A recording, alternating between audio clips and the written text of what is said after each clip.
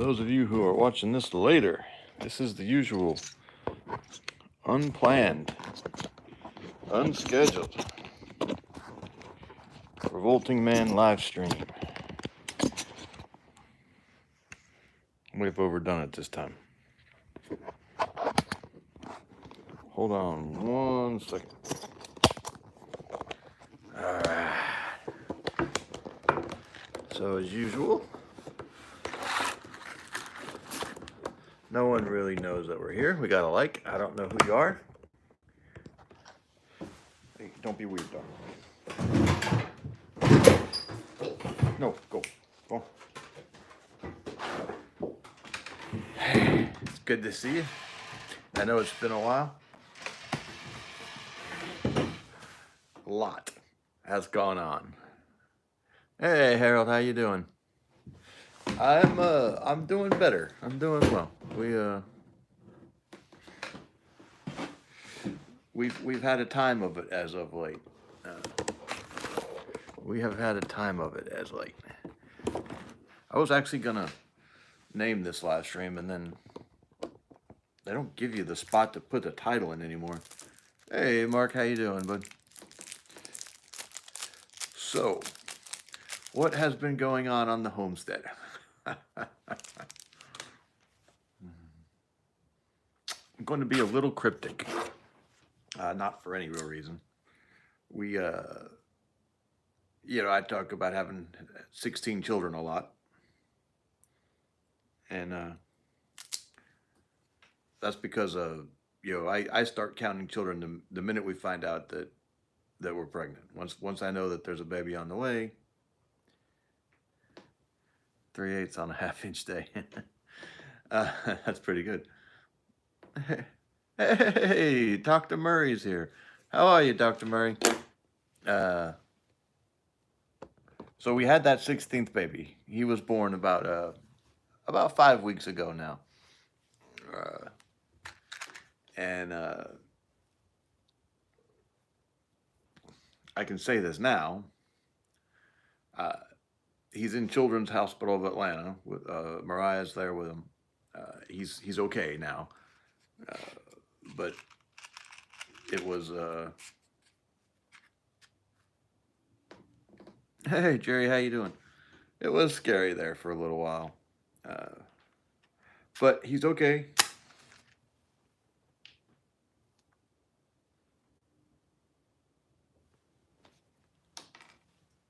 We'll be bringing home a healthy baby soon in the next few days. And we're very excited. Thank you, doctor. That being said, it has been a hell of a weekend.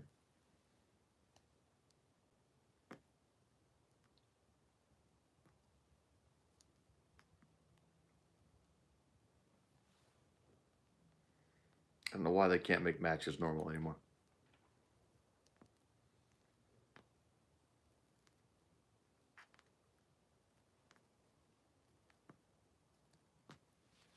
Okay. So he was born at home. Well, all of our babies, well, I shouldn't say all of our babies, but as we've gone on, we've trended more and more towards home births. And this was another home birth. That was a successful birth. It was a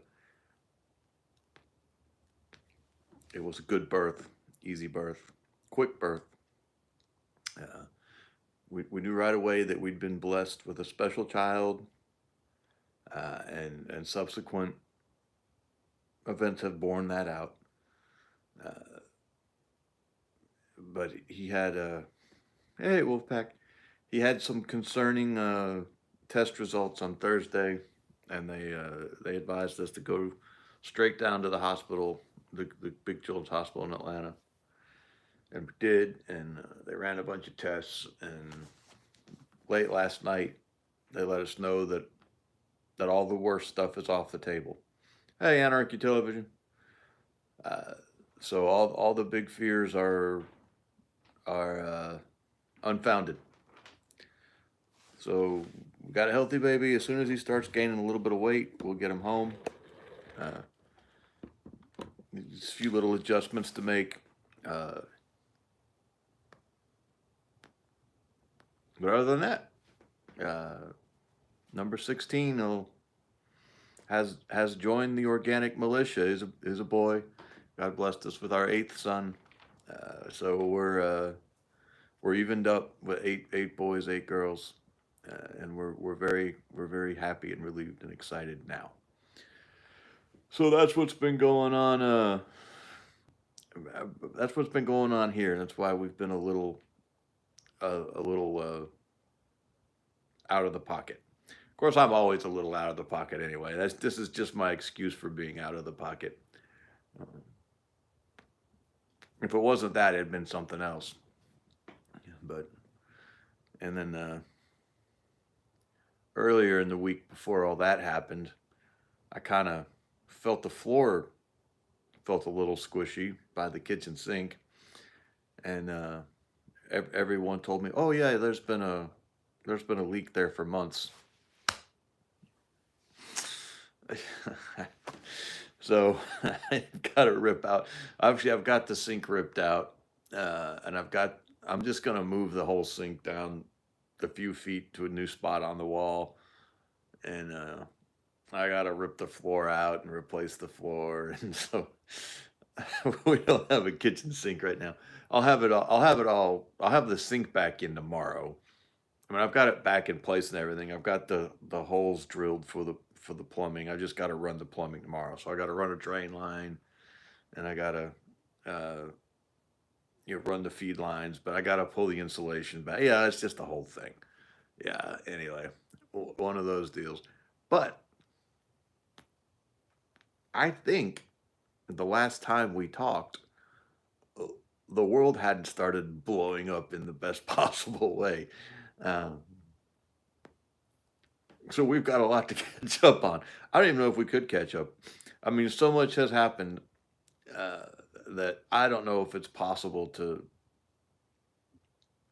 uh, to cover it all. I mean, we'd be here all night, and we might not be able to talk about it. Hurricane Trump is just blowing chaotically across the land. It's fantastic. I love it. I'm here for it. Uh, but wow, I mean, wow. He was not content to just come in and stop the court cases against him. I mean, he came in like a hurricane. It has been glorious. I I'm involved in a bunch of online communities, and most of them have a religious or sort of a prepper or Second Amendment background. Les is here. Hey, Les, I'm so glad you're here. Hopefully, well, yeah, obviously you got to do it. If you can't stay, you can't stay, but it's good to see you. Sorry we've been gone so long. Uh, I explained it earlier. I won't bore everyone by going back, but I had a good excuse this time. I mean, it probably would have happened either way, but at least I've got a good excuse this time. Uh, but one of the people I interact with periodically is he's a deeply conservative religious man, but he's convinced Trump is satanic. And I mean, he's got some, look, he's not a right wing conservative religious. Uh, he's not a religiously conservative guy. I think he has a genuine faith, but it's very much a recent sort of thing in his later years, and he's not. If Donald Trump and I sat down and discussed sexual morality, we would agree on almost nothing. So fine, I can admit that. But you compare him to all of the options, and this is the least bad option we've had in my lifetime. In my lifetime, this is the best option a uh, conservative religious person has had. Certainly a Christ follower. If you believe in Christ at all, Trump has been the best president we've had in my lifetime, easily, hands down. Reagan Reagan was a decent man, but Reagan was a man of his time, and his time was the post-war heyday, uh, and it just wasn't. he didn't understand the uh, the extent of the threat we faced. You know, Reagan thought that that everyone was still basically on the same page. Everyone was basically decent. It was all said and done. We all won, you know, and he acted like it. Trump now realizes that absolutely not. There is an ideological war going on, uh, and there is no option but to win it. To win it, you will either win it or lose it. All right, and that's what Trump understands. So whether you think okay, well, I'll go ahead and uh, backtrack a little bit. We did have the new baby. He's about 5 weeks old. He's in the hospital right now. Mariah's there with him. Uh, there was some scare around after his birth. Uh, that's an interesting question, Harold. Hopefully, we'll come back to it. Uh, there was a there was a little health scare last week where he had some test results. He's definitely a unique child. I'm not we're not ready to maybe just start throwing it all out there. Les, I'll be happy to talk to you about it in an email. It's nothing we're ashamed of or anything, but it is it is personal, and it doesn't change anything, but it does affect things. It's one of those. You can probably guess anyway. So we're probably just being silly. So anyway, we knew right away we probably had a special child, a unique child. Uh, and then this last week, he had some test results come back bad, and they put him in the hospital. All the follow ups have turned out fine. He's healthy. Uh, they're holding him for a little while to see him gain some weight. And once we get some weight gain going and we figure out what it is he needs to be able to thrive, he's going to be coming home soon. Uh, and this will have been a little blip in his childhood, babyhood. So yes, we've had the baby. It is a boy. We are at 8 and 8. We're very proud. We're very excited. We're very grateful. And of course, now we're extra grateful because we had a scare and it ended up being nothing, and we can go on from here. So yes, thank you for asking. Mariah is doing well. The birth itself went very easy. It was a very good birth, and he's a very good baby. All right, so that's what to me that's what Trump gets. And everyone says, "Oh yeah, he's a fighter. He's a fighter. He's a fighter." Maybe Reagan would have been that kind of fighter too, if he'd understood the depth of the problem. He certainly fought communism tooth and nail because he understood the depth of that problem. Uh, Thank you, Les. So maybe if Reagan had understood the totality of the problem, how far it went, because communism is just a symptom of the same problem uh, that we face today. Maybe he would have been that fighter uh, that Trump is, but he didn't get it, uh, and he probably couldn't have. If you grew up in that world, my parents, they they they kind of get it, but not not fully. They mostly get it, but still not fully. I guess again, they grew up in that world. They were born in the late 50s. Grew up in the '60s, and to them, all the weirdness is. Thank you, Don. All the weirdness to them is the aberration, you know, and they think if we can just get back to a stasis point, if we can get back to some kind of sanity, it can all be exactly less. Every time I'm hearing something about this USA now, which I always knew they were corrupt weirdos that that were funding all sorts of things, but I didn't realize how bad it was that they funded an entire media empire basically across the globe, and everything that we call mainstream media is in some way. This makes perfect sense now. How did I not? I feel so stupid. how did I not realize this? How did it not occur to me that yes, of course these idiots are all part of some. They're literally a part of a giant conspiracy. I mean, it's literally a giant cabal. Uh, and we all always talked about it, but we're still surprised when it actually the evidence comes out that oh yeah no these guys were all bought and paid for and all part of the same damn uh, secret underground organization. It's like we were GI Joe and we discovered the actual Cobra. This is insane. Worldwide, they've been we not they. There's no they here. It's we. We've been funding the media empire that's largely been used to undermine our culture and way of life and our freedoms. It's insane. It's absolutely nuts. I couldn't. I'm still not. I haven't seen much news this weekend, obviously. Mariah's with the baby at the hospital, and of course, I got the youngest 6 kids here. Uh, so I've been a little disengaged from the outside world, which is probably good. It's probably healthy for me to get away from it all a little for every once in a while. So I don't know what's happened since say about Thursday. uh, yeah, maybe Friday. Yeah, somebody shot me the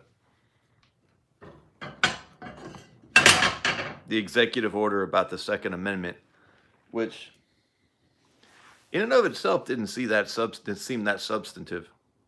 Uh, yeah, how can you vote for Trump? Well, now we all know because you're all a bunch of corrupt jackasses.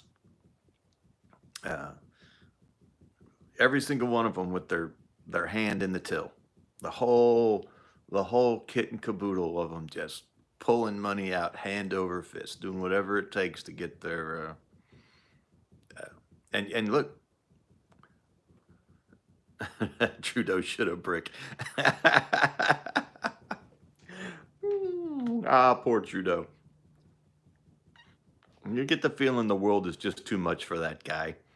You know, all the stuff he gets himself in, all the blackface scandals and the really weird, creepy cultural appropriation moments where you go to India and have his whole family dressed like uh, you know the Indians and just acting like a stereotypical uh, dumbass, almost like an American. He really does come across as like the stereotype of an American liberal, because I guess he is. I mean, there's no difference between him and an American liberal.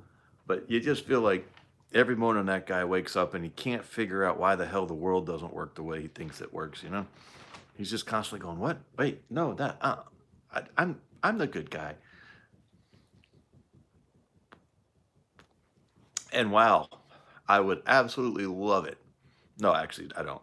I would love it if America and Canada had a closer relationship because the incredible, insane, vast amounts of natural resources and land that Canada possesses. Canada is just literally probably the wealthiest nation in the world just by like resources, by like just the amount of valuable stuff they're sitting on. Canada has got to be the wealthiest nation in the world with land, timber, uh, all the like how must I say hydroelectric, but all the rivers and then all the oil and the gold and everything in the ground. Just just vast tracts of wealth that we don't even understand. There's like a whole frontier up there. People say, "Oh, the frontier's closed. There's no more frontiers," and that's not true. Canada is still a frontier. As far as I mean, what do I know? I'm an idiot. But from sitting down here in Northeast Georgia, looking north, Canada still seems like a frontier to me. Uh, uh,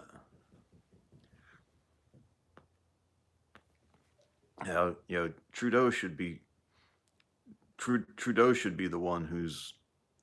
Let me be careful because the true wealth of a nation is its people.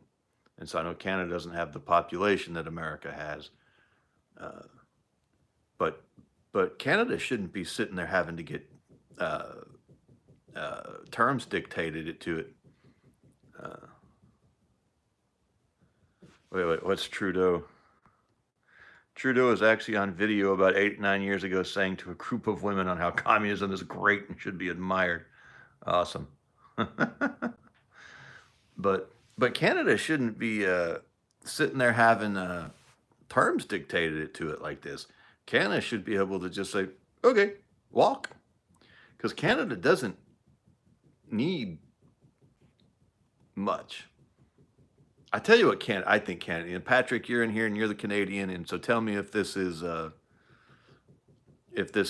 incorrect or not. It seems to me like what Canada needs is, just because of the insane border. I mean, Canada is just freaking huge. Uh, well, yeah. So that's what I'm about to say. Patrick just said it. It seems to me like what Canada needs is just enough of a military alliance to help secure the massive amount of territory it has, and the vast swaths of coastline. Uh, it says Canada has hockey, baby, and that's enough. Uh, and I think that's all Canada should need. Maybe some access to, some international markets to buy grain in like really bad winter years. When they they don't have a growing season without a frost. Uh, at one end or the other. But they could do that because they've got the natural resources. They've got the gold. They've got just metals out the wazoo. Uh, what else did I hear that Canada just mines everything. They've just got everything in the ground that there is to have in the ground. Uh, and so they could just trade for anything they need. No one should be able to dictate economic terms to Canada, because Canada should be able to turn around to any other market in the world and say, you guys want raw resources, you want these metals, Canada dry. The real issue is the Northeast Passage in the Arctic. It cuts down the transit by 2,000 miles compared to the Panama Canal. That is the prize. So here's my question about that, Patrick. I don't believe in global warming. So is that really a thing? I mean, is it there? Or is it always going to be mostly iced over most of the year? My understanding is that's really a projected thing once, the ice melts more. Uh, and I just don't think that's going to happen. I don't think the ice is going to melt. I think we're at I think we're as low as we're going to get on that ice melting timeline. Um, yeah, global warming. And I'm not, Patrick, I'm not saying you do believe in global warming, by the way. That's just my question. And I'm asking that about that. Uh, okay, so Patrick says no, it's there now. The Northwest Passage. Uh, yeah, that's a really big deal. Uh, and we should definitely want to be a part of that. Uh, the Greenland thing makes sense to me. I'm sorry, the Greenland thing makes sense to me. I could also see it making sense for Greenland to go with Canada. I just don't think Canada's got uh, the horsepower to secure Greenland right now. And if America's going to, you may realize this. America's got bases on Greenland, has for a long time. I think since World War II. Uh, Passages there now. There are about 40 boats on a back and forth route. Uh, uh, the bases in Greenland and Iceland were vital for World War II, to protect the convoys carrying all the stuff over for the invasions, and to support our allies and to get our troops over there and keep the supply lines open. We had to have those bases in Greenland and Iceland to protect those convoys. Uh, so America's had a footprint in Greenland for decades, a big footprint. I think I haven't seen any numbers on this. This is speculation, just having spent time on military bases in foreign countries, uh, probably a significant amount of Greenland's economy is tied to, I'm not saying majority, I'm saying a significant amount, an amount that would hurt if it went away, is tied to the American military bases there in Greenland. Uh, so Greenland makes 100% sense to me. It makes no sense to me that Denmark has Greenland. They're not doing anything with it. They're not going to be able to do anything with it. Uh, and if it is it's still important to national security, to American national security.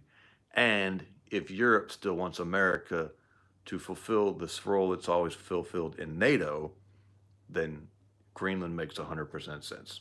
Uh, and I envision Greenland having some kind of role similar to Puerto Rico. Uh, and I don't see why anyone would object to that. There's nothing connecting it to Greenland. That'd be a great resource for soil. Uh, and I don't think that the resources in Greenland are all as unattainable as everyone's acting like. Uh, we can figure out how to get the most of it.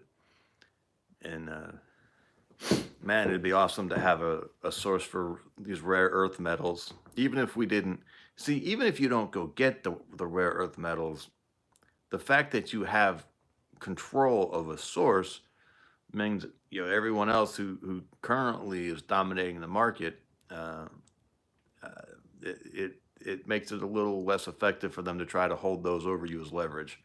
And I'm talking about China here, of course. Of course, the dirty little secret is we have massive amounts of these rare earth metals in America and Canada. We just don't mine them because our environmentalists are bought and paid for by uh, our our adversaries who are trying to get a leg up on us. Okay, what did Patrick just say? Oh, wait, there it goes. The other thing is diamonds. Those are in the Northwest Territory. I had no idea. We are now second in the world, the second to De Beers worldwide, the other prize, plus Gaz in Alberta. I like Mark. Mark says we need all the land from the Panama Canal to the Arctic Circle. That, sir, is manifest destiny. You're thinking outside the box. I approve. Hadn't occurred to me. And if we could get these cartels under control, the Mexicans in this last election proved that they're amenable. So who knows? That might be a thing. We can have a closer alliance with Mexico and a closer alliance with Canada. Own Greenland, take the canal back. I don't know why. I'm from Georgia. I love Georgia. I I just want to apologize for Jimmy Carter. I'm sorry. I don't know what happened. You know, I guess when you got that giant sinkhole in the middle of the state called Atlanta, anything can happen. Uh, Although he technically didn't come out of the giant sinkhole in the middle of the state, he's. Uh, uh, I just I don't understand how that guy came out of this state, especially the area he came out of, which is a really good, rock solid, conservative area. But somehow Carter, uh, just awful. Northern Quebec is wild like Alaska. Yeah, I've always thought that if you really wanted to like stick your thumb in the eye of the powers that be, you would move to Alaska, right on the border, like so far out between on the border between Alaska and Canada that no one's going to come out there and check on you anyway. But if they do, you tell the Canadians you're from Alaska, and you tell the Alaskans you're from Canada, and you're so far out that no one's going to take the time to check. um, the Mormons pulled something similar in where was that town? I can't remember the name of the town, but I feel like it was like northern Utah, and they had a town that split the border between Utah and was it Colorado right above Utah, or I can't remember the state right above Colorado or Utah. Uh, uh, and so the town splits the state line, and when they needed to get away from one state, they would just move everyone across town to the other side, to the other state, and get them out of the jurisdiction and bounce back. But it finally stopped. Where was that? Moab? Oh, I can't remember what city that was. Uh, but it was pretty good. It was a pretty good tactic, and we should all try to do that with Alaska and Canada. See if we can't keep keep the oligarchs at bay for a little while. And the only problem with Alaska is mosquitoes, which I've never understood. Patrick says the best place is actually northern Ontario in an unregistered county. Zero town laws, completely free. Vulgar says it's not Moab, but Moab is an interesting place. I've heard something. That's why I said Moab, because I've heard some really interesting things about Moab lately. I have a friend who has friends in Moab, and it's an interesting sounding place. We'll just leave it at that. But anywho, so yeah, there's a lot going on in the world, and that's just here in America. That doesn't even count everywhere else. The whole place is going nuts. Of course, I think most of the insanity is centered right here. Here's what, and this is not an original thought to me because I don't have any original thoughts. Well, I have a few, but not many. Someone pointed out that all this stuff about the USAID, it came out at the first place we looked. The very first rock they overturned, all of these little, disgusting insects started shooting out all over the place. They didn't have to look hard. What else? What's the hidden secret stuff they haven't found yet? There's still a lot of stuff out there. But what I think is hysterical, the funniest part to me, is all these libs belly aching, crying about, oh, Musk. And I don't 100% trust Musk yet either, but boy, he's winning me over. Oh, he's unelected, and he's doing all of the. No, Elon said the IRS is next. There's some horseshit there. They're going to find some shit in the IRS. Oh, this guy's unelected. He's just like, what's this whole deep state bureaucracy that they built? Hey, Mike Farmer, how you doing? All of this stuff that he's going after is a bunch of unelected nobodies who no one has ever appointed, who has no mandate, and suddenly the libs care about that. Their whole power base, obviously, is built on these unelected assholes monkeying around in the government. So it's hysterical to me when they start, shaking their fingers at Musk. There could not be any waste at the Pentagon. Oh, the Pentagon. Yeah, they're really scared that we're going to find some of the actual bodies. I mean, so far, everything that's been revealed is bad. It's corrupt. But we haven't found the bad stuff yet. It's still there. I wouldn't be shocked if even Trump and Musk recoil from some of this. Have the JFK files been released yet? I keep hearing that the JFK assassination investigation and the MLK files are going to be released, and I'm kind of hoping there's going to be something there,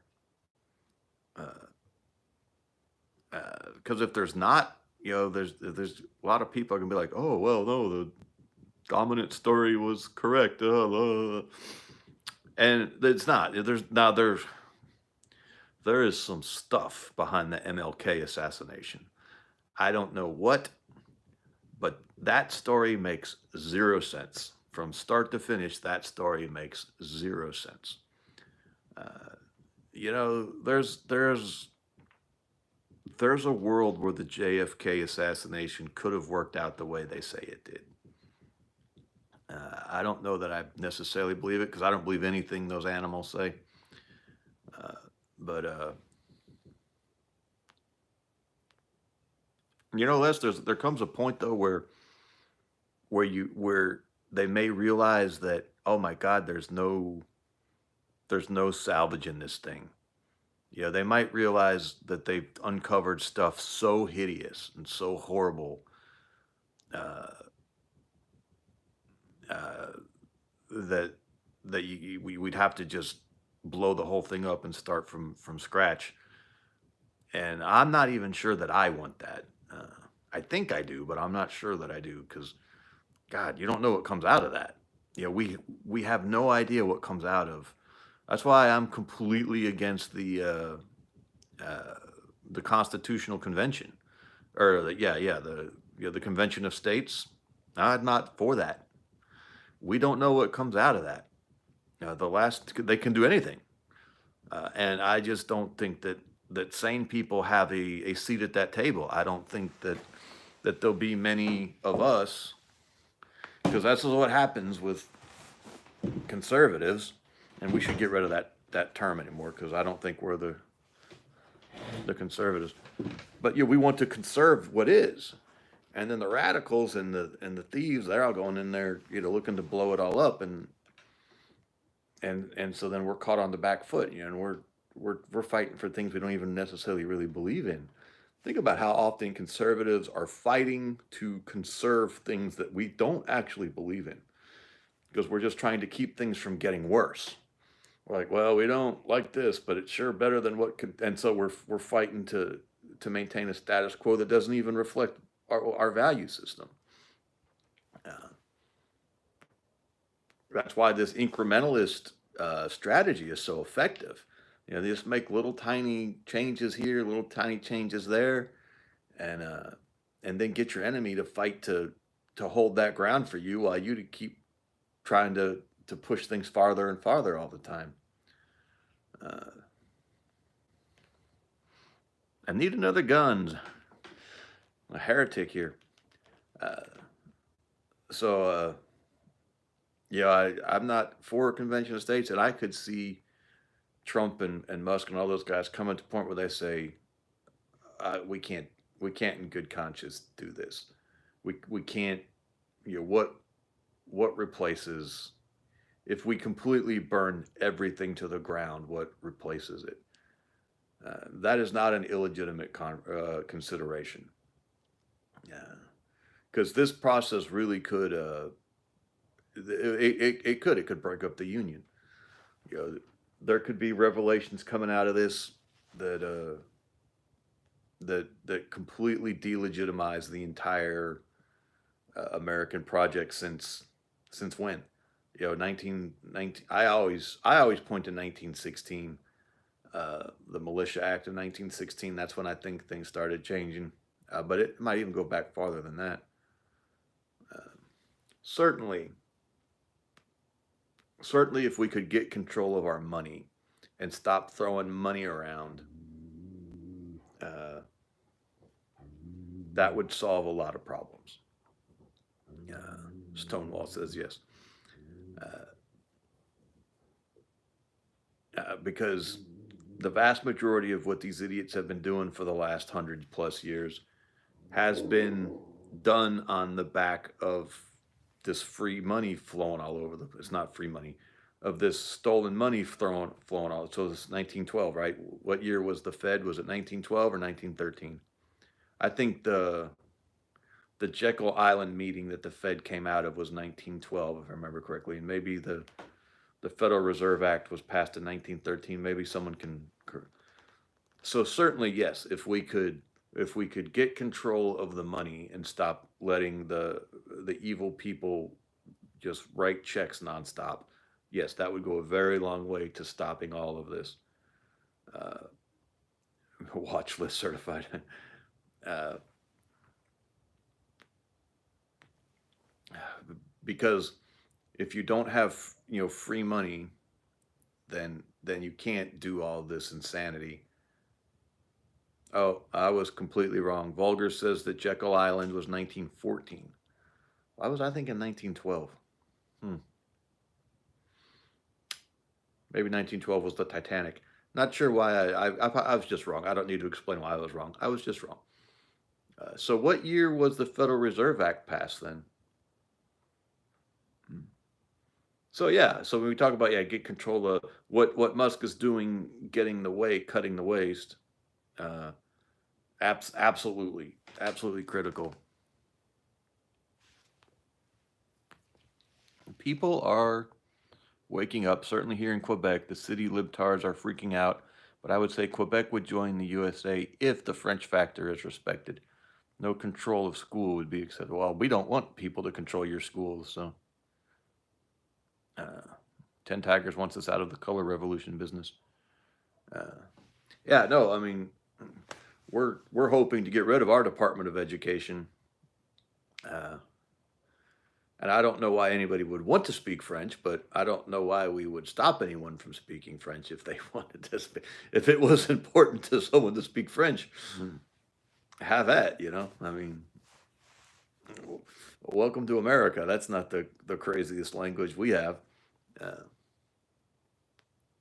if I understand, oh, the Federal Reserve Act was 1913. So I thought the Jekyll Island meeting happened before the Federal Reserve Act. Uh, I might be misremembering some facts wrong. God, December 23rd, Christmas Eve, or the day before Christmas Eve, they're passing one of the most consequential pieces of legislation. Now, tell me they weren't trying to sneak that past everybody while no one was paying attention. Ho, ho, ho, Merry Christmas.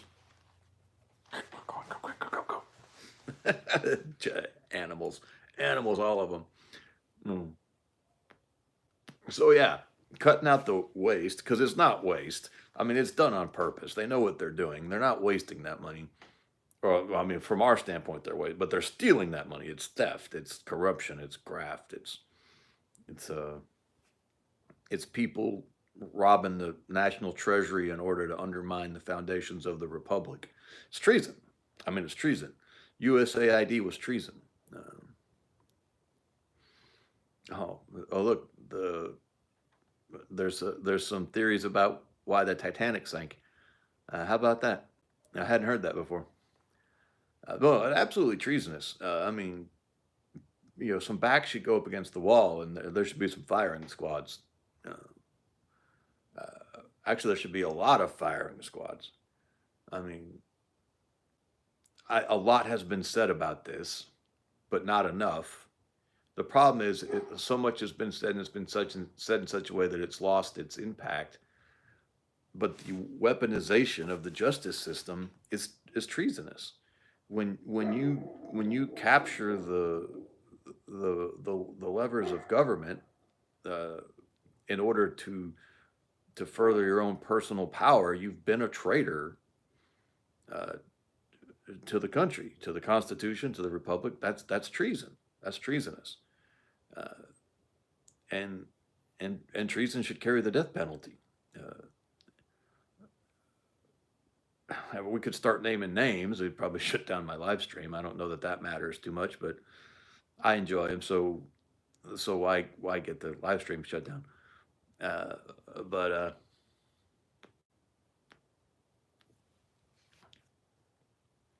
but yeah, I mean, there's people who should have blindfolds on getting offered a last cigarette, and we could all name a lot of the names. Uh, but anybody who has has has turned the federal law enforcement agencies against their political opponent, that's treason. Not that their political opponent, it's treasonous against, the laws. It completely betrays the entire American experiment. It's treasonous to the nation and what the nation's founded on. Uh, and we could point to things like the Obama. The Obama was terrible about this. Clintons were really, really, really bad about this. Obama took it to the next level. Uh, Obama just straight up. Is Isaac here? Uh, he just straight up unleashed the IRS on conservative organizations and conservative people uh, uh, without blushing. Uh, he unleashed the entire uh, federal law enforcement and intelligence gathering apparatus on the Trump campaign. Even after it is Isaac. Isaac's here. How you doing, brother? It's good to see you. Even after Trump was elected, I guess maybe even well, I think they really ramped it up after the election. Uh, uh, they turned the CIA and the FBI loose in the incoming administration. Even we forget this too sometimes. After the Trump inauguration, that whole federal law enforcement apparatus was was still being treasonous from inside the administration. Uh, so yes, absolutely straight up treason, absolutely straight up traitorous things happened. What happened to Michael Flynn? Uh, someone should go get their backs against the wall for what was done to Michael Flynn. Michael Flynn might be an asshole. I don't know. May the South rise again, even if I'm 6 feet under. I don't know. Michael Flynn might be an absolute jackass. The first time I ever heard of Michael Flynn is when he was being railroaded for to try to get Trump. That's evil. That's absolutely evil. They were threatening his son. They told Flynn, "Hey, you're going to plead guilty, or we're going to go after your son." And then they were going to try to get him to roll over on Trump and just work their way up until they got somebody to say something. They didn't care what, they didn't care who, they didn't care who. Look at what they did to Enrique Tarrio. 22 years. They sentenced him to 22 years in prison. For what? A riot? It wasn't even a great riot. There's no real indication that he had anything to do with kicking off the riot. Yeah, he had his boys there, and they were all planning to get rowdy. But that's their MO. They do that everywhere they go. Uh, God, I got the sinking of the Titanic wrong too. Titanic sank in 1910, and 1910 was the same year as the Jekyll Island meeting. Damn it! I got all that stuff wrong.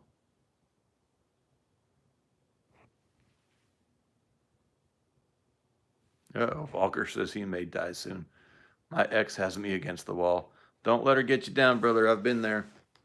There is a lot of good life once you get past all that. It took me a long time to get past my divorce. I gotta be careful. Some of my adult children from my first marriage watch these live streams. So obviously, I don't want to be bashing their mother publicly. Uh, but it wouldn't be a surprise to them to know that their mother and I have some different memories on how all that played out. And I don't think I'm sharing any secrets to say that it went through a very, very dark time for a very, very long time. Uh, Isaac, did you ever get moved? Did you ever get that piece of land squared away in Massachusetts, and were you able to get across the border? So Vulgar, keep your head up, brother. All of my darkest days were around a divorce, and there I was never like classically suicidal. Uh, oh no, now we're saying that the Titanic sank in 1912. Uh,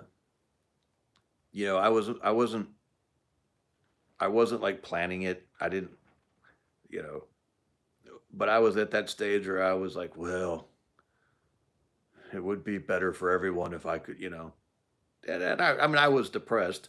but I had things to be depressed about. I mean, it was a hard, tough time. So I'm not trying to take on any mantle of suicidality that I didn't have because I wasn't there. But we've all had those thoughts from time to time where, well, that would sure as hell would show them if I died, and I was there.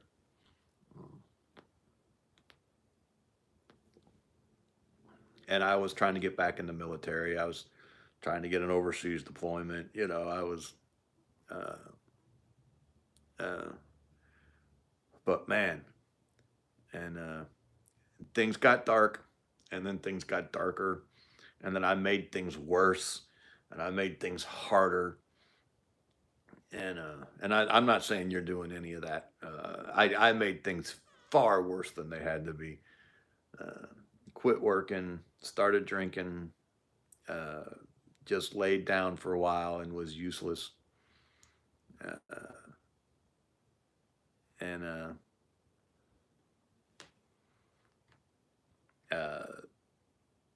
Really made things worse than had to be. At one point, I was $78,000 behind in my child support. I'm pretty sure I was on a list. I've always been on a list, but I'm pretty sure I was on another list that time.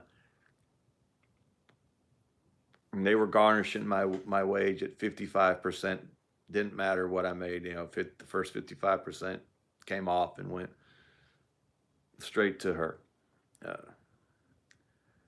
and not that I begrudge my kids the money, but 55% of your income. When I've never been a high earner.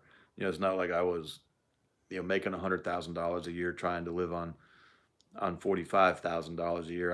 I was making you know 35 to $40,000 a year and trying to live on $15,000 to $18,000 a year. And it was not. I'm still not sure how we did it. It was just I met Mariah, and we got married, and that was at the tail end of my not working and drinking phase. I have no idea why that woman married me. It was a terrible idea. Everyone told her it was a terrible idea, including my father, and they were all right. I mean, they were all 100% right. There was nothing in either one of our lives that would indicate this marriage would have worked. It has, uh, by the grace of God, it has, and it's been really really good.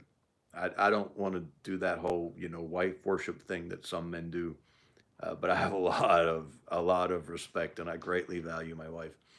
Uh, she she worked very hard alongside of me to dig out of a very deep hole.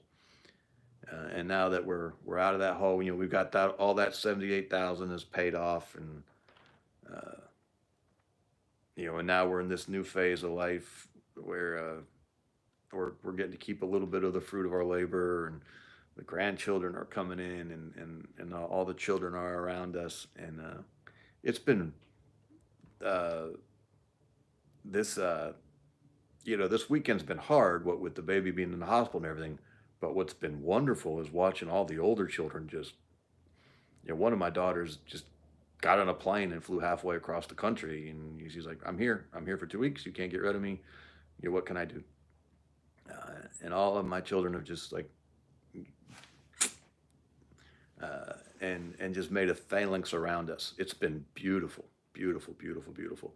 If you want to feel validated in your life choices, watch your adult children, uh, protect the family in moments of crisis. Uh, you will you will not regret one decision you've ever made once you see your adult children uh, behaving in ways that are honorable and good. Although I do regret maybe not getting a trade earlier in life. I'm 49. I feel like it's too late to. Okay, so it sounds like the Titanic did go down in 1912.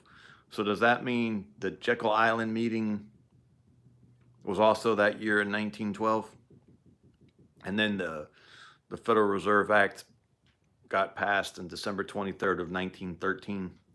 So we can point to 1912 as being Now we can make all the arguments we want about the Reconstruction and how badly things were botched during Reconstruction, or hell, I mean, let's be honest. We can all say what we want about the lost cause, but chattel slavery was a horrific sin. I mean, it's right there in the scripture. If a man stealer is worthy of death. What we call slavery, the Bible calls man stealing. What the Bible calls man slavery, we call indentured servitude. Uh, so when people tell you that the Bible endorses slavery, not really, not in anything, not in any way we define the word. There is a form of chattel slavery in Scripture, but it's not anything like what we think of as chattel slavery, and it wasn't race based, and it was shockingly enough voluntary, at least initially. It was really weird. I don't understand all of it. Uh, so yeah, I mean, we could go talk about that. Certainly the seeds for the Civil War were sown. Look, I'm a proud son of the New South. I love my Southern heritage. Uh, my people moved to Virginia from England in 1640. Uh, we lived in the Appalachians of Virginia and North Carolina until after the Civil War, and we went west. We've always been in the South. I love the South. I'm sorry, this the South seceded over slavery. You look at the Articles of Confederation or whatever they called that document. I think it was the Articles of Confederation, and it references slavery 34 times. If it had not been for the slavery issue, the South would not have seceded. Were there other issues? Absolutely. There was some terrible inequities going on, and there were a lot of reasons that South had to be upset with the North. But all of those would have gotten resolved some other way. Uh, the Civil War was, let me say this, for the South, the Civil War was about slavery for the South. I don't think the North gave a rat's ass about slavery, at least not the elites. That's not. Hey, Arcan. Spelled my name right and everything. Wow.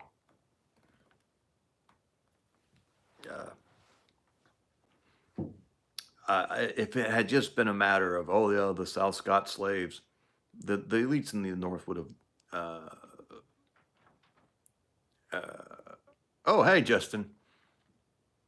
Uh, uh, wouldn't have cared.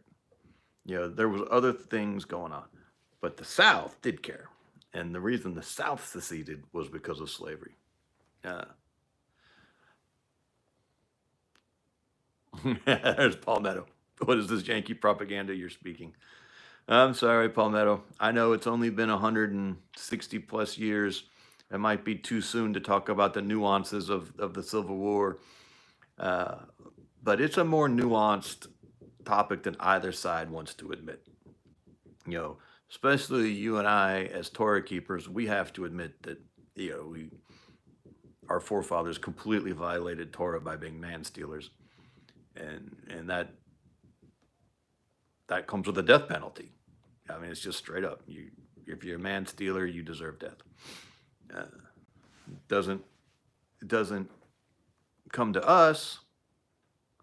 Any opposition I have to be in, any chance I have to be in opposition in New York City, I'm taking it. So you never eat the paste picante. What was that salsa? New York City. Mm. Uh, but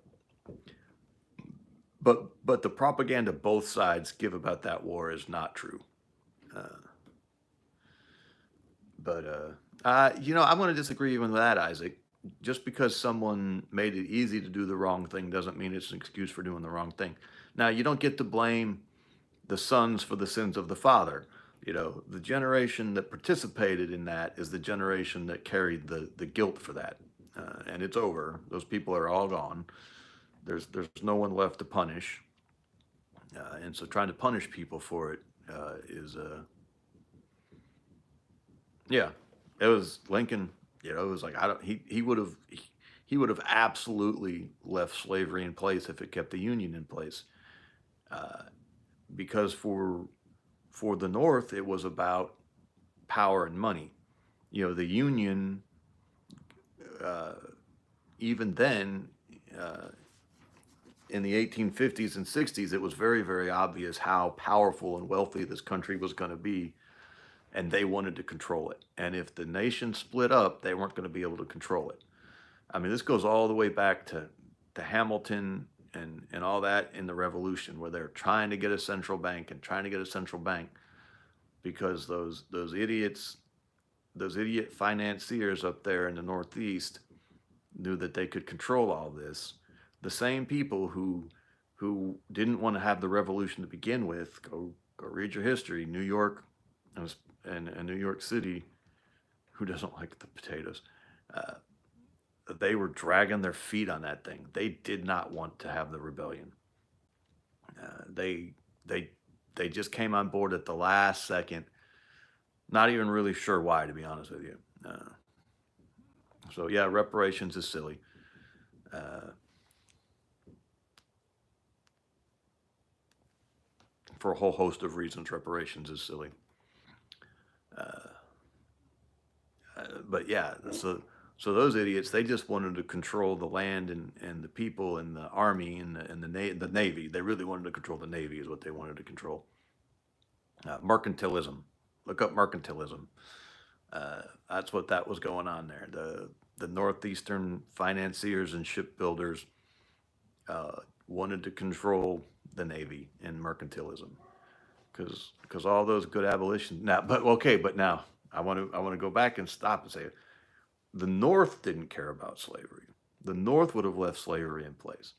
The South did care about slavery, and we seceded because we wanted to own our fellow human and live off the fruit of his labor, which is what we despise liberals for today. Think about that. What those idiots were doing back then was the exact same thing that we get mad at these idiots. It was more honest. It was more upfront. It was more open. But we can't get mad at our elites today living off the fruit of our labor dishonestly, and then turn around and say, but the South was, the South was right. No, that was awful. We did terrible things to the enslaved peoples we brought over here. It was a blight on our Southern culture, uh, and we shouldn't we can't like make it better. We can't. It shouldn't affect policy, but we got to be honest about with it to ourselves. Yeah, people are much softer today than they were 100 years ago. So anyway, that's one of my personal soapboxes. Having my roots be so deep in the South like they are, uh, it's important to be hard on yourself and easy on everybody else, and we do need to be honest about. That doesn't mean the whole culture is corrupt.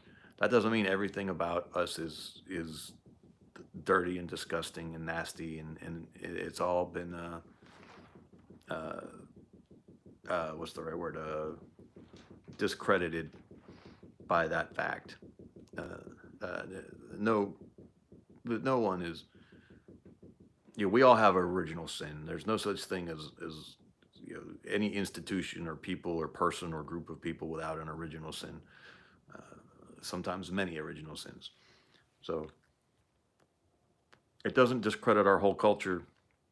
It doesn't mean we're all, the whole thing is based off of this ugly thing or that ugly thing. It means we have an ugly thing in our past, and hiding from it is not helpful. Uh, there's no time to cry about your feelings. Yes. Also, so there's all sorts of things you can't do when you're hungry. For instance, you don't have time to sit and wonder about your gender. I don't like that word. I don't like the word gender. I'm trying to excise it from my vocabulary.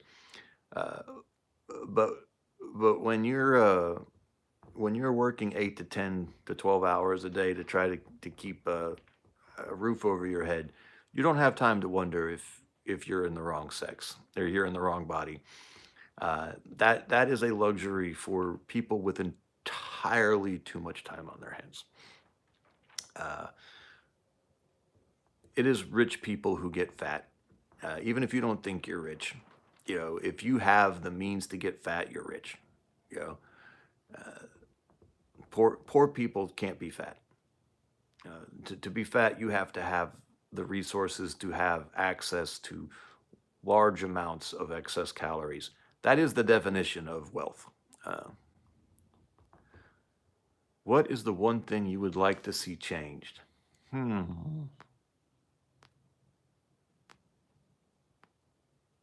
That's a good question. Was that vulgar? Oh, 10 tigers. Since we are making changes in the federal government, what is the one thing you would like to see changed? Uh, oh, Buddy Bear's here. Yeah, Buddy Bear, there was definitely a lot of nuance in what was going on, but we do have to acknowledge the broad underlying truths, and then we can talk about the nuances. But I like this question. What is the one thing we could change in the government that would make the most different uh, uh, uh, I have no idea what that means, Anita. You have to explain that to me. Uh, that if we could only change one thing, audit the Fed. I should have known Palmetto had a quick and ready answer. I certainly think auditing the Fed is a good idea. What does it accomplish? Are you just assuming people will be so outraged when they see what's going on that they'll demand changes?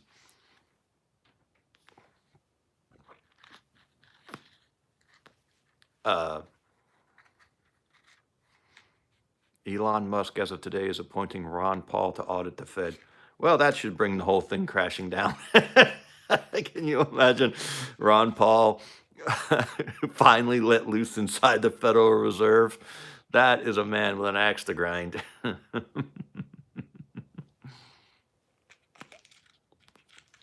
uh,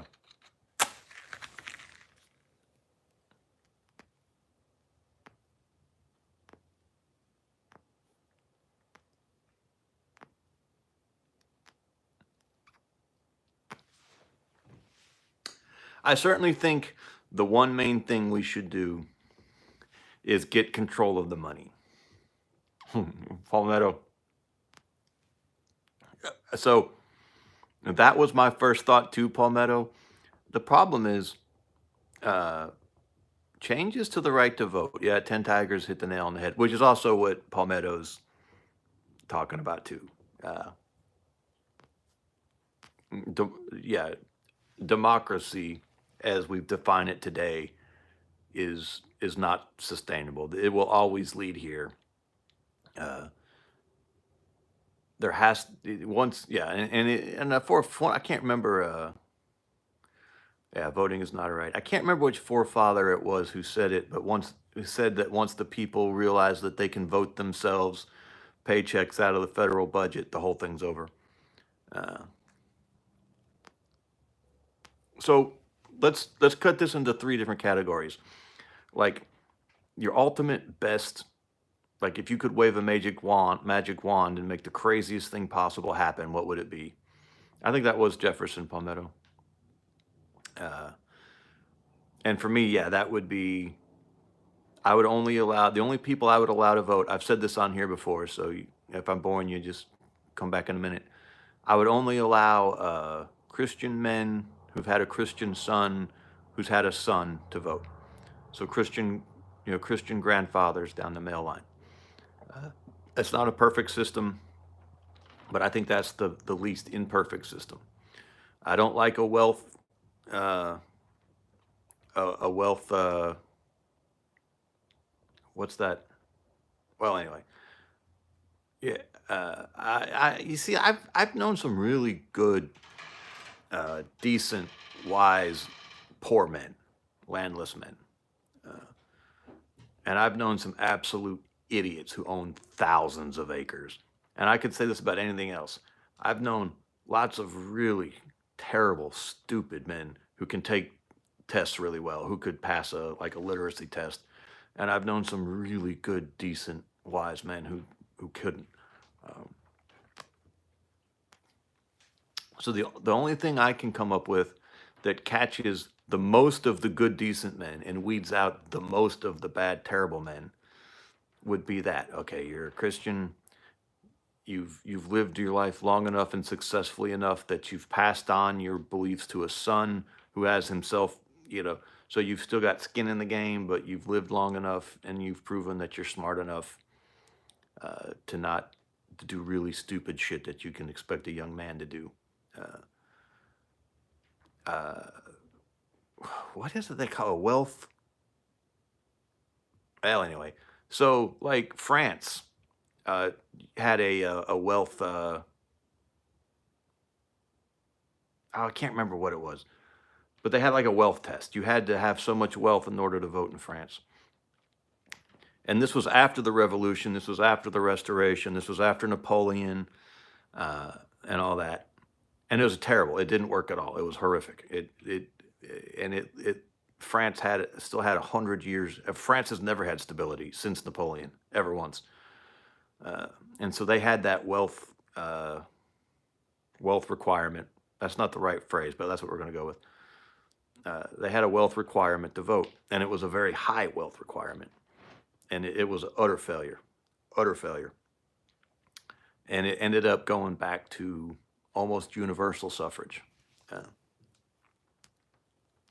and a lot of my political uh, beliefs are based on what I see as the contrast between uh, well, yeah, so that's Anglo-Saxon, Isaac. You're absolutely right. In the Anglo-Saxon culture early on, uh, if you had a homestead and a spear, I believe it was, then you were like a fully a vested citizen. They wouldn't have called it that, but that's how. And that's not a bad system. But most of my political beliefs are based on what I see as the contrast between the American Revolution and the French Revolution, uh, and the English Civil War. I think it sometimes gets called the English Revolution, but I think it's more accurate to call it the English Civil War. Maybe, not sure. Uh, but if you've ever got time to listen to podcasts or read a little bit about those three events, they're very big, epic. I mean, there's no way you're ever going to get to be an expert on it. Uh, but the contrast on how those things went down and the end results of those three events will really, really, really shape your worldview. Of course, we all know the French Revolution was a horrific failure. It was awful and had just terrible, terrible reverberating consequences for the world that are still today. Things we're dealing with today were set in motion by the French Revolution. Uh, and it's just one of the most cataclysmic events in the history of the world. French Revolution ranks up there with almost any tragedy because most of the tragedies that have happened since 1789 have been directly. Oh, look at this! Oh, Anita, deep cut, anti-federalist libertine leveler here. Nice reference. The levelers were a group that they sometimes get called proto-socialist. I don't think that's fair to them. But they came out of the English Civil Wars. The levelers were a very, very interesting group out of the English Civil Wars. I have my problem with the levelers is that they also believed in universal male suffrage. That was one of their big things, and I believe they also were calling for land redistribution, which might have been a legitimate thing at that time, but a general, principle is a really bad idea. I mean, land redistribution is what South Africa is trying to do right now, and what Zimbabwe did. Land redistribution. I'm not aware of when it's ever worked. But the Levelers were a very interesting group. They were a constant thorn in the side of Oliver Cromwell, who is one of my favorite characters from all of history. I hope to God Half Can isn't in here right now. He is an absolute Irishman's Irishman, and the Irish despise Oliver Cromwell with a passion. So hopefully Half Can's not in here to hear me say that. He's heard me say that before, and it led to some email exchanges. I have a Patreon that I don't do anything with. It's completely defunct. But the highest, the Diggers too. I can't remember, Anita. Did the Levelers come out of the Diggers, or did the Diggers come out of the Levelers? They were closely linked, and I can't remember which one came out of which. But the Diggers got their names because they just occupied a hill and started farming this hill, and so they called them Diggers because they were always out there just farming this random hill that they took over. I think there was more than one. I don't think there was like one main one, but there was a bunch of others. Yeah, many of the white South African farmers moved to Russia. How about that? But yeah, the Diggers and the Levelers all came out of the English Civil Wars. Very, very interesting time period.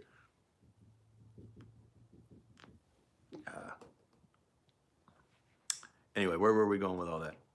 I don't remember. I love that. There's this really interesting podcast, if you ever have the time. It's actually finished now, but the episodes are still out there, and it lasted for like 10 years. And it's called Revolutions. A guy named Mike Duncan. And he is a horrific, straight up communist. He's a terrible, terrible person from a political standpoint. But he did all these podcasts on the history of all these revolutions. And he really, really, really loves the communist revolutions. And he spends lots of time going deep into the communist revolutions. And he kind of skims over the English Civil Wars and the American Revolution. He doesn't spend much time on them at all because they're not interesting to him. He wants to get to the commies. But even he can't sugarcoat the facts very much. And if you just listen to Mike Duncan's Revolutions podcast, keeping in mind that he is a straight up commie and he hates everything about you. So, run it all through the filter. You pick up so much good information about why the world is the way it is today and why it should not be this way whatsoever. Fascinating. Fascinating. He spends lots of time on the Haitian Revolution, lots of time on the Mexican Revolution. Apartheid worked.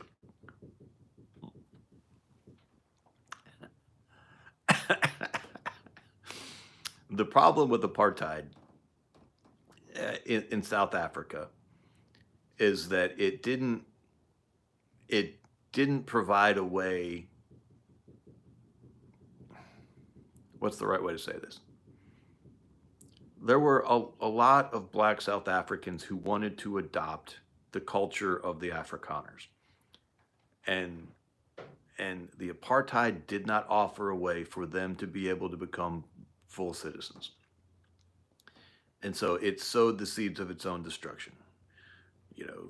It turned South Africa into a wealthy nation, but it kept large swaths of the population from being able to partake in that wealth. And I don't want to say that income inequality is but there is, you have to have a way for ambitious, high achieving people. They have to be able to move up into the middle class and the upper class. And if you don't have that, then there's going to there's always going to be a strong pressure to blow up the system. When you have a strict racial divide, you're protecting the idiots because every group has idiots, and you're harming the cream of the crop of whatever that other group is. In this case, it was the black South Africans. Uh, Also, South Africa didn't control its borders. That's the other thing that happened there. Uh, because it was a wealthy nation and they were building something, uh, uh, and so it drew a lot of people from the surrounding areas, and they kind of overran the borders, and now you had this this underclass of people who first off weren't tied to the nation, and were just there to get whatever the hell they could.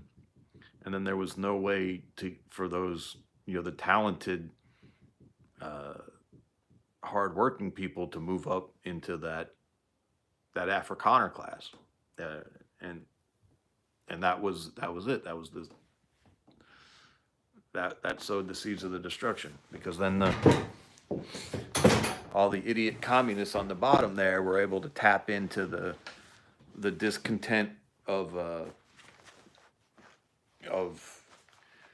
black Africans who had something to offer and would contribute, and when they couldn't, they ended up allied by default with the idiots. Uh, this is the Anglo-Saxon culture's strength. This is what we're really good at as Anglo-Saxons, is identifying those things we want from other cultures and just absorbing it. We're fantastic at that, and we should never ever let that go. As long as it gets absorbed, as long as it doesn't absorb us, as long as we absorb it, we should keep that up, 100%.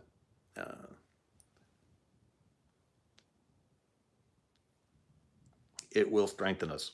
Yes, we might not look as beautiful as we've always been, but it will keep our culture strong and refreshed. Hybrid vigor is a thing, men. Every once in a while, you gotta freshen up the bloodlines. You gotta cut the fat. You gotta weed out, your weak spots, and you gotta bring in some fresh new blood. Now, for me, that's always going to be inside the context of religion. You never bring in anyone from an outside religion, of any religion or non-religion. If I had my way, every blonde-haired, blue-eyed atheist in this nation would be shipped somewhere else. And we would have a policy of going and finding all the brown Christians across the world and seeing who we could bring here to assimilate into our culture. I am a Christian nationalist, and that is not a race-based thing. I don't care what they tell you. I am a proud Anglo-Saxon. My people did not come to Christianity until very, very, very late, like 600 AD, is when we finally started. There were converts before that, but that was when we as a culture started shifting, and there was sort of a critical mass happened, and we started converting in large amounts. And prior to that, we were animals. We were animals. Human sacrifice. The people who talk about, the Britons who talk about when the Anglo-Saxons, and here I'm laughing like it's funny. It's not funny. It's a little funny. It's funny when it's your people. It's not funny when the Vikings turn around and did it to us.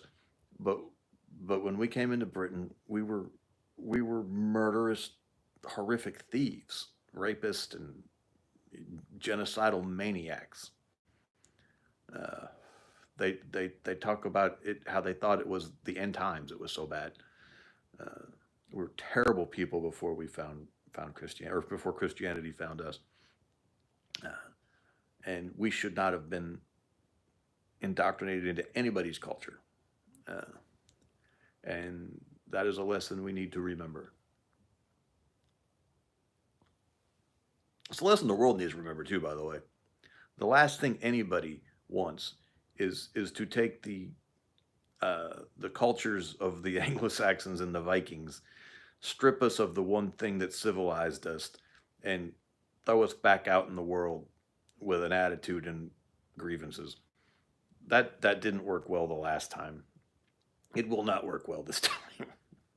You do not want to strip the uh, the Northern Europeans of their Christianity. It was the only thing that made us livable.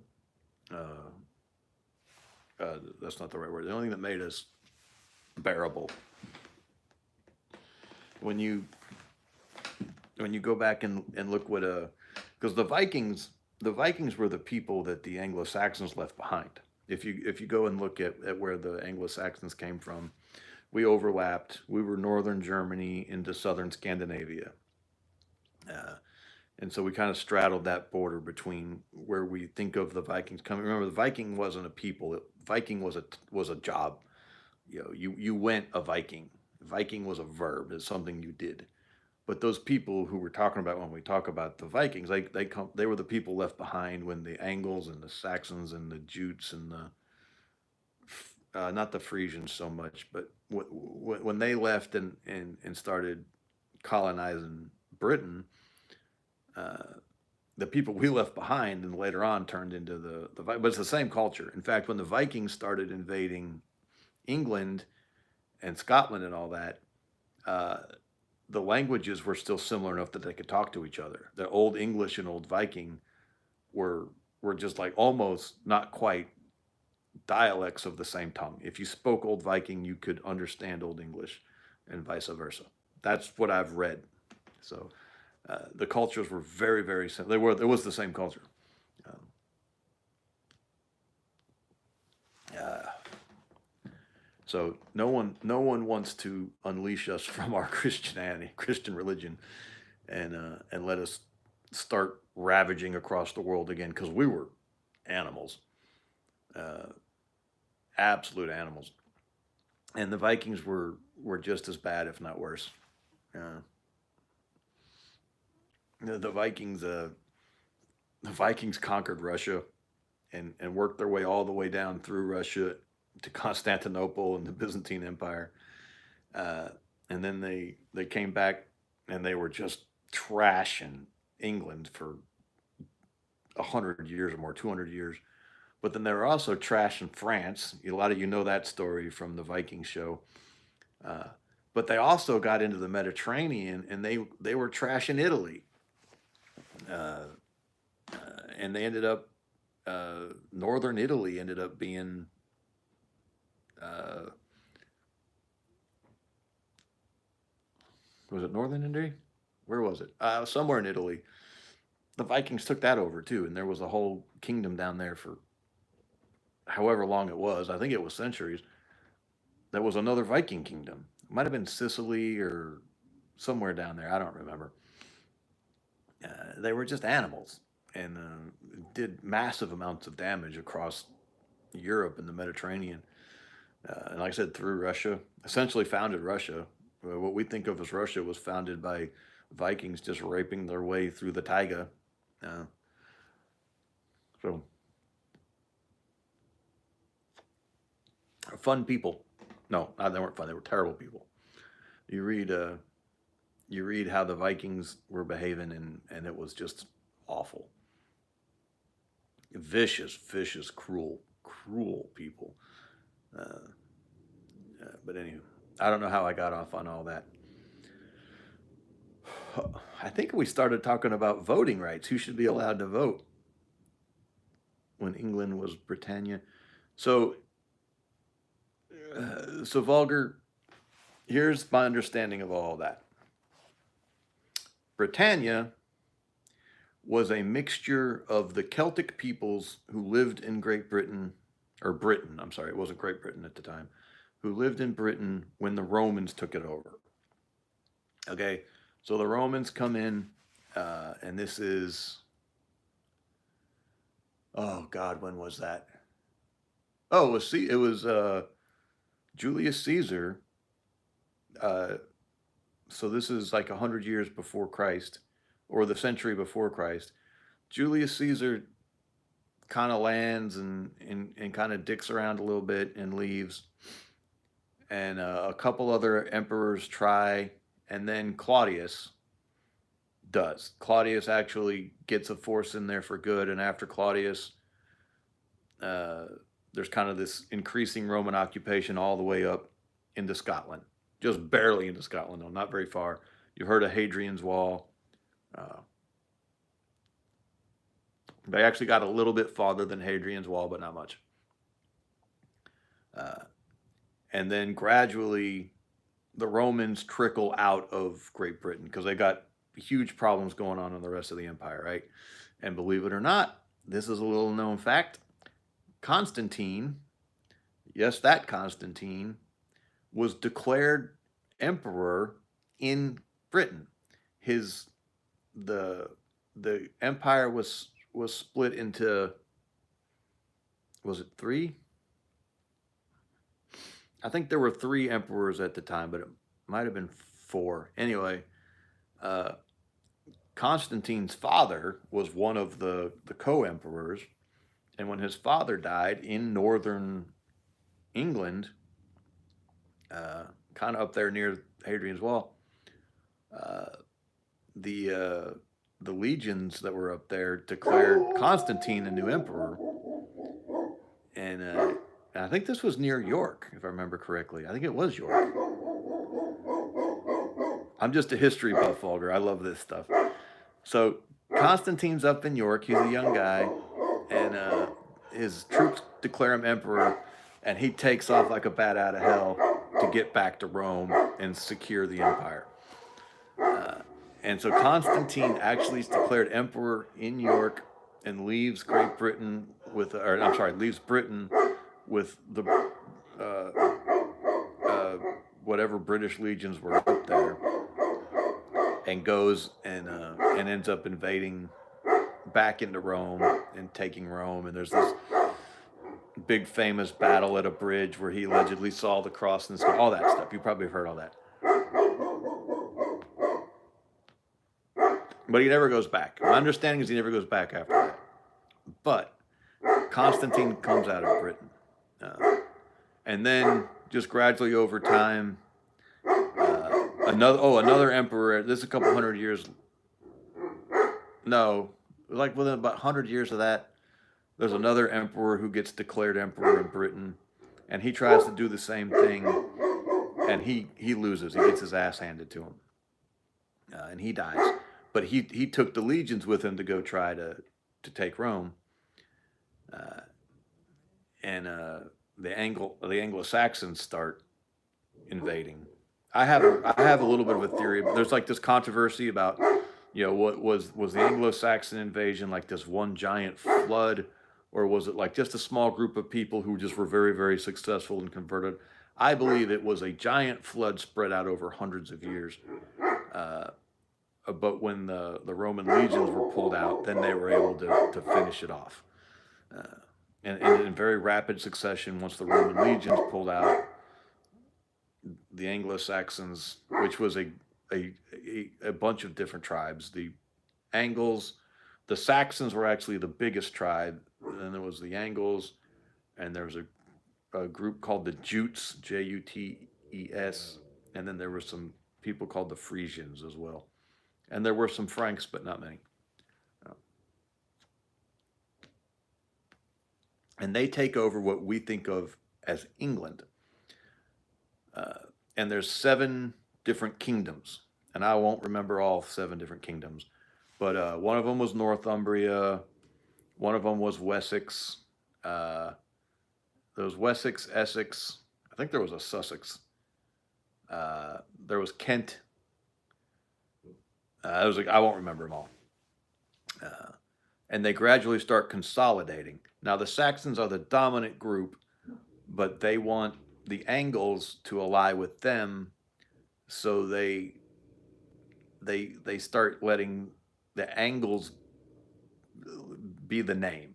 Like they basically like put the Angle name first, like an Anglo-Saxon, So the Angles will want to be a part of it, and so that name actually ends up being England or English and all that stuff.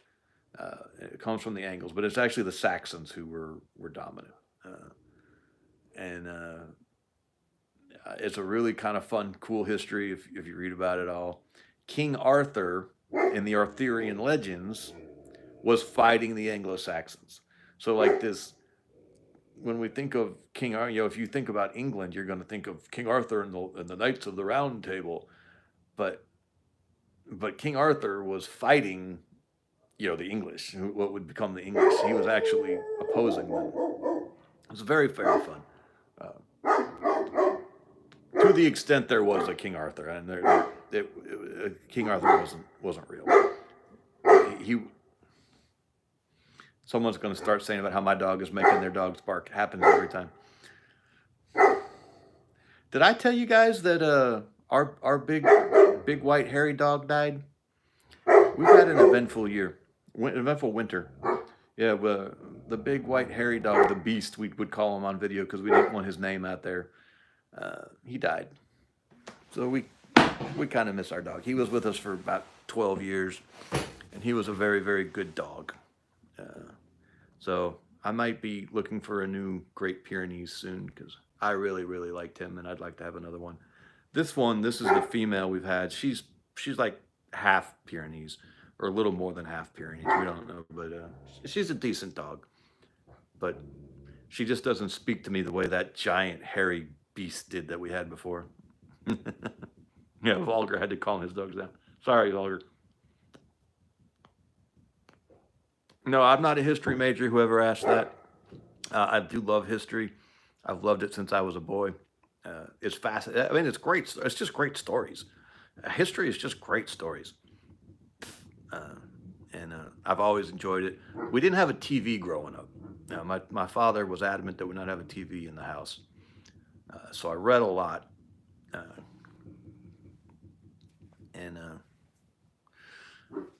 So I ended up reading a lot of history, a lot of historical type fiction, Robin Hood and Ivanhoe and all that, and the Arthurian legends.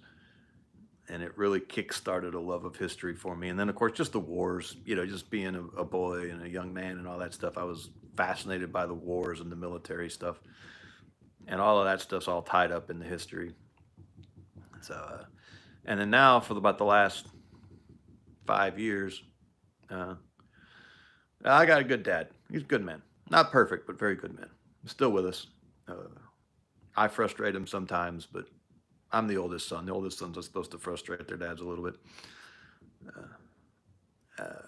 But, I drive so much now for work, and I don't enjoy, I'm going to be careful what I say here. I love music, but I don't enjoy music like I used to. And I certainly don't like new music anymore. So what I listen to the most is history podcasts and political podcasts, but that'll wear you down. So I have to go get a palate cleanse every once in a while and listen to the history. Uh-oh, we might be close to done. Let's try one more on this. It's getting a little down there though. I can always tell when the cigar is getting too far down because it starts singeing my mustache hairs. I'll hear the mustache hairs go, and I know, okay, Zach, you've worn that one down. Oh, John Doe's here. He's from Suffolk in East Anglia. My dad was stationed there. Oh, what did it say? USAFE, they found a Saxon king burial ground near one of the air base there. He was buried in a long ship. It's known as Sutton Hoo. So Sutton Hoo is fascinating. Red leather. I'll look into red leather. So Sutton Hoo, if you don't know anything about Sutton Hoo, and thank you for bringing this up. Who was that? John Doe. Sutton Hoo is this amazing archaeological site that this woman owned family land with a mound on it, and she was just convinced that it was a burial mound, and this was right on the eve of World War II, and so she hired an archaeologist herself to start some excavations there because she couldn't get anyone interested in it, and he started some excavations, and they find this ship. Uh, and I can't remember what all they found. The war started, and they had to rebury it, and I don't remember what all they had found at that point. But they had found enough stuff to know that they had just found one of the most important, amazing archaeological sites in history. And it was this giant burial ship. And they think they know who the king was now. I think it was like Redvald or Raidvald or somebody they think it was. Uh, and it was a very rich burial. It was an entire like longboat. Remember we talked about how the Vikings and the Anglo-Saxons were the same cultures. They used the same kind of ships and stuff. And so they had buried this guy in a full like 80-foot long ship, and had put all this treasure in there with him. And the real famous one that everyone knows is the helmet. There's this golden helmet that was buried with him, and it's really cool looking helmet. But there was a bunch of other stuff too. Unfortunately, the body was completely decomposed. There was nothing left of the body, but all these burial goods and these treasures, and it's very very similar to a burial that gets described in the Beowulf epic poem. Uh, yeah, John Doe. Yeah, you can't make you couldn't make Sutton Hoo up. Like no one would make Sutton Hoo up. You would, it's too fantastic. You'd be like, oh well, this is, but it's not. It's all real, and it's fascinating. Very very very cool. Look up Sutton Hoo, Sutton, and then space Hoo. I mean, most of you probably heard about it because it's very famous.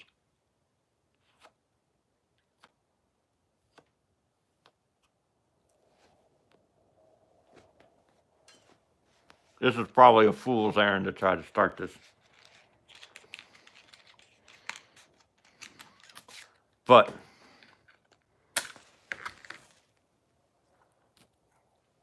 very few things more determined in this world than a fool on an errand. Come on.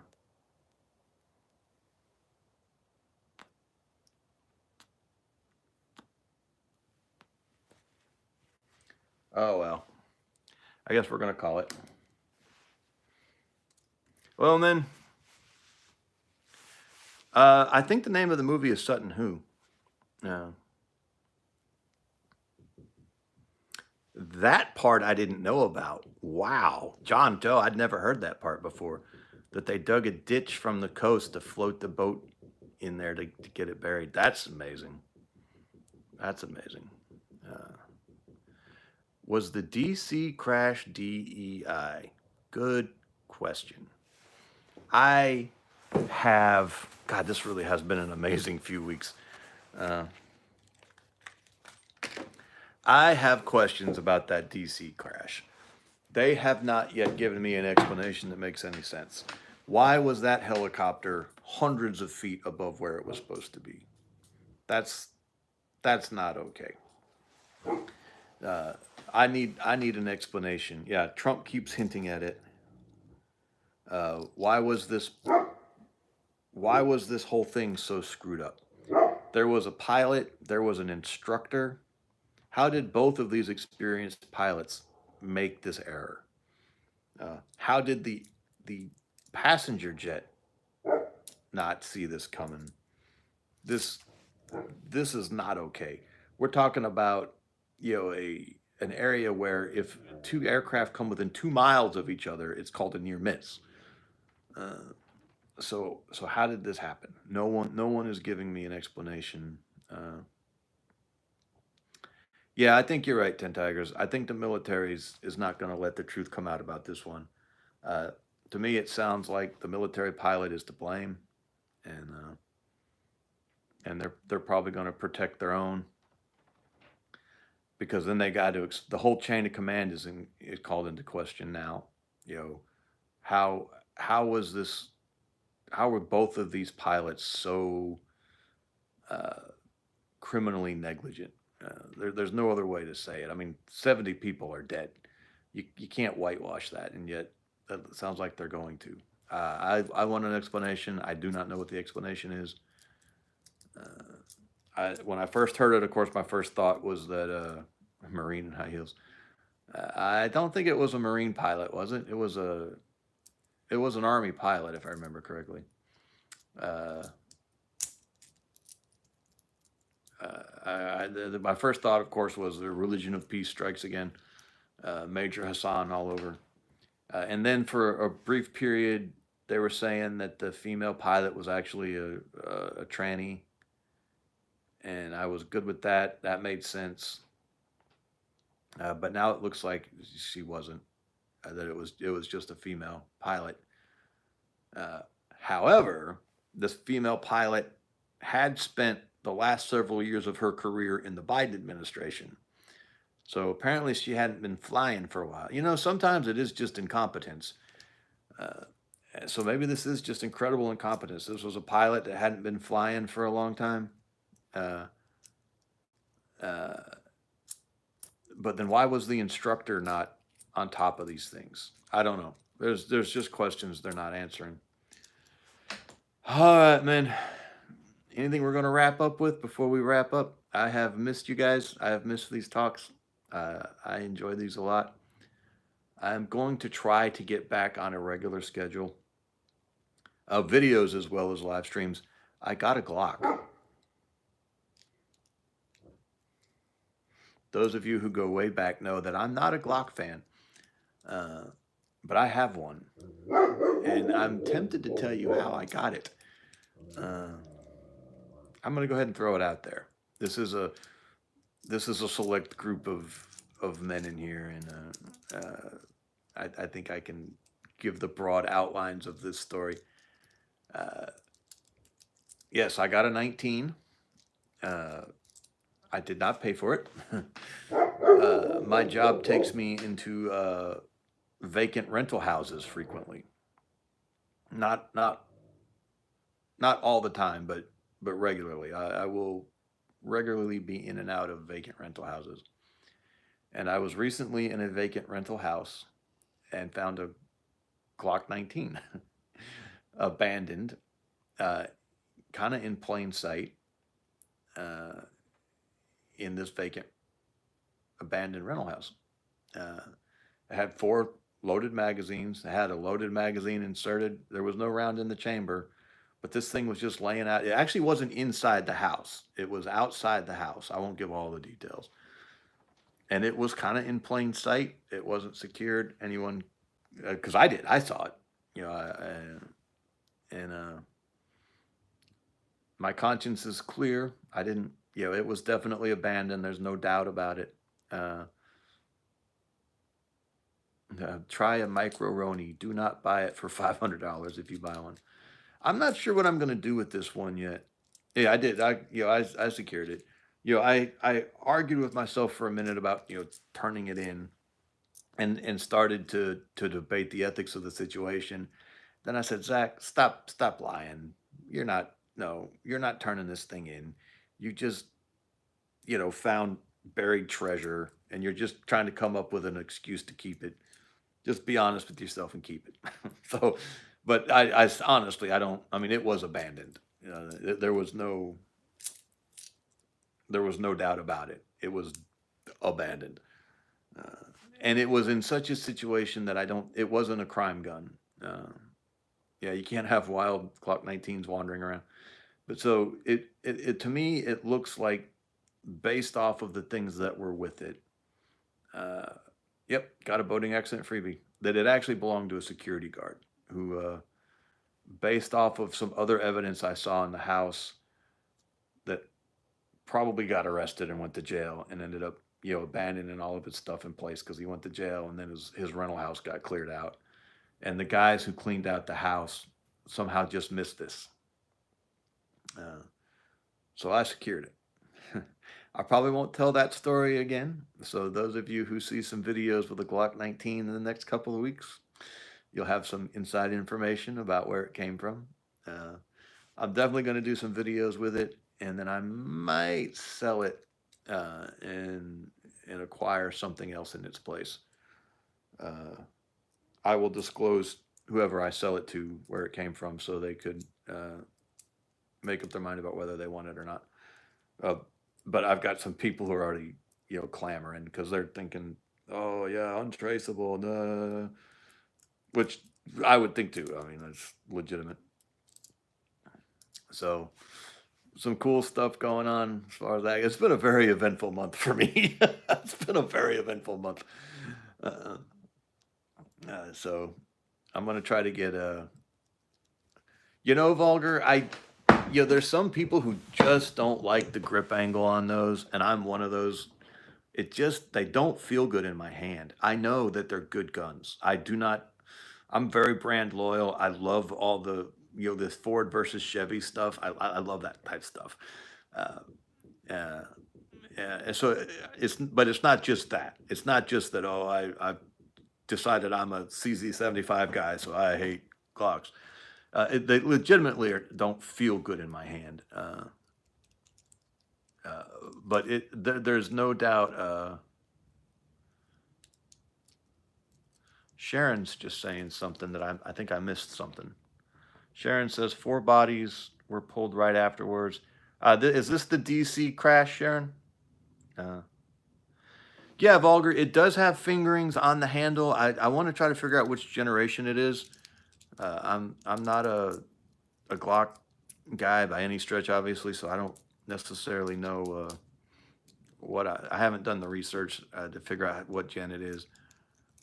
I'm assuming it's a later gen because I had heard that the finger grooves on the pistol grip. Uh,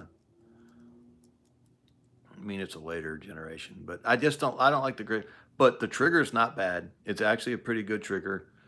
Uh, and it's a nice size. I get why they're so popular, and I know there's really, really, really good shooters out there that think very highly of the pistols. I know Warrior Poet Society is a big fan of the Glock. Uh, Maybe not the Glock itself as much as the Glock features and the Glock style. Yeah, I think he likes to do some extra work to his. But I know there's really, really, really good shooters out there that think very, very highly of the Glock. So I'm not bad mouthing it. It just doesn't appeal to me. And for me, pistols are not. Rifles need to be kind of standardized, and you need to think about the logistics of a rifle as far as resupply and ammo availability and spare parts and magazines.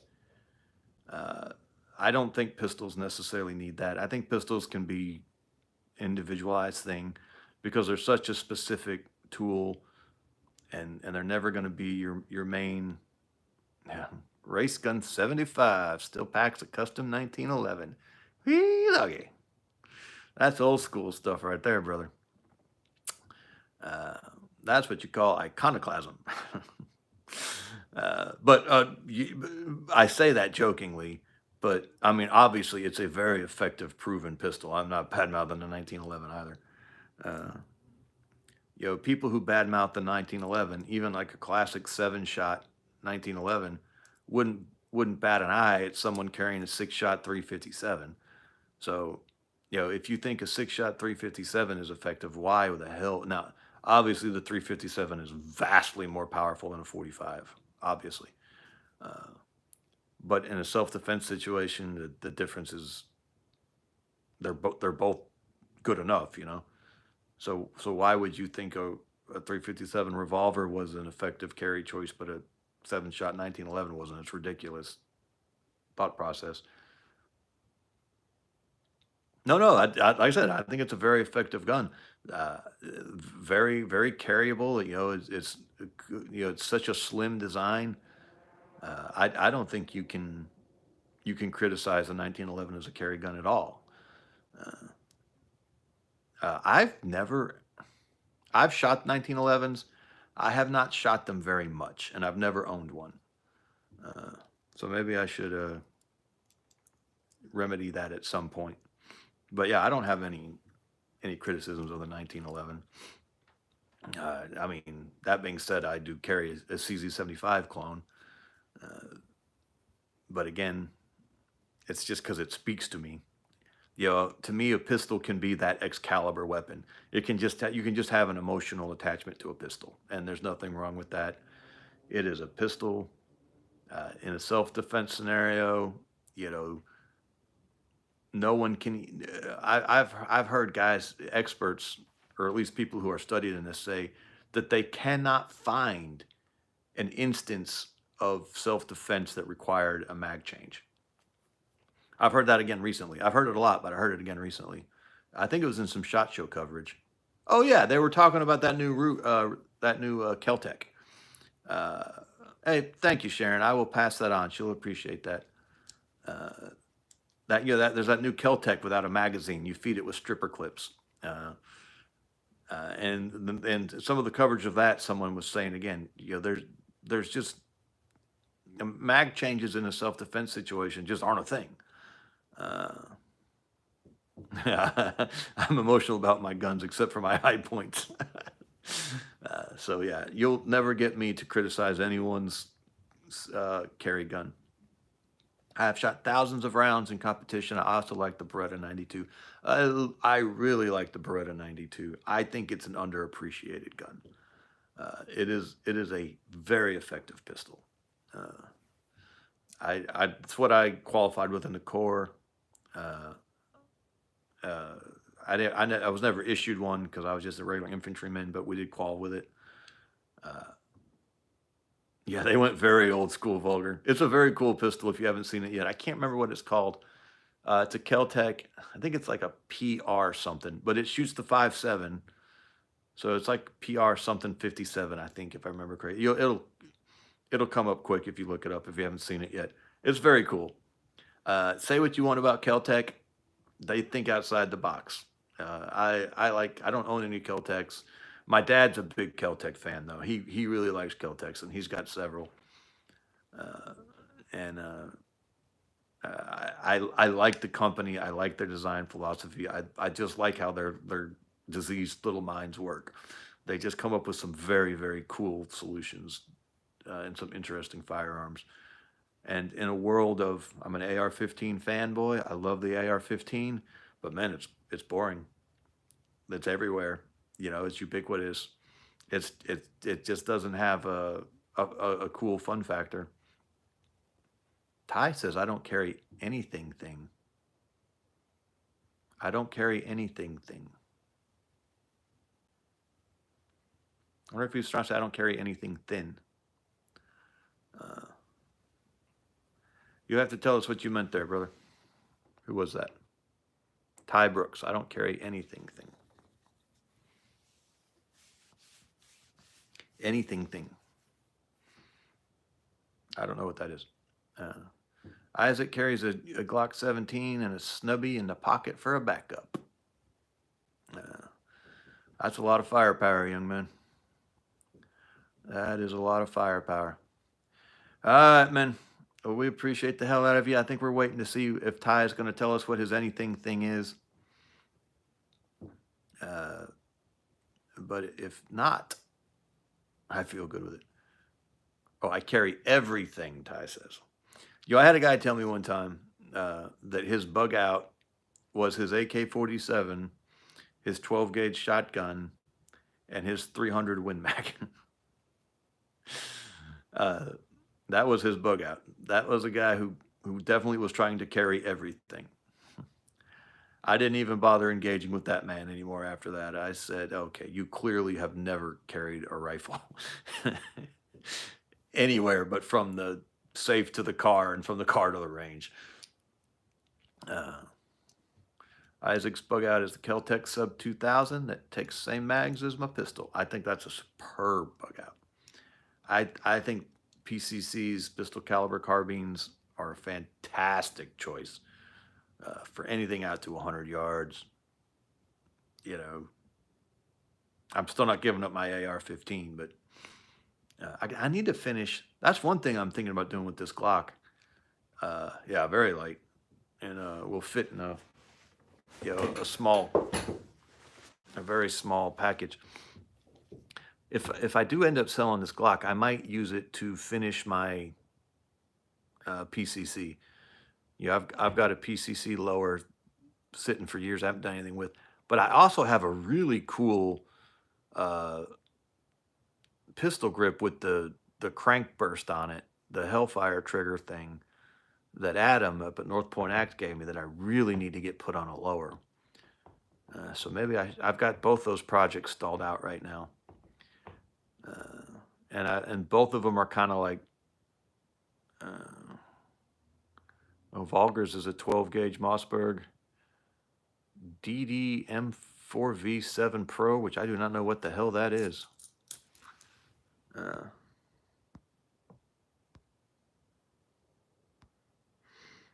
a Glock 19.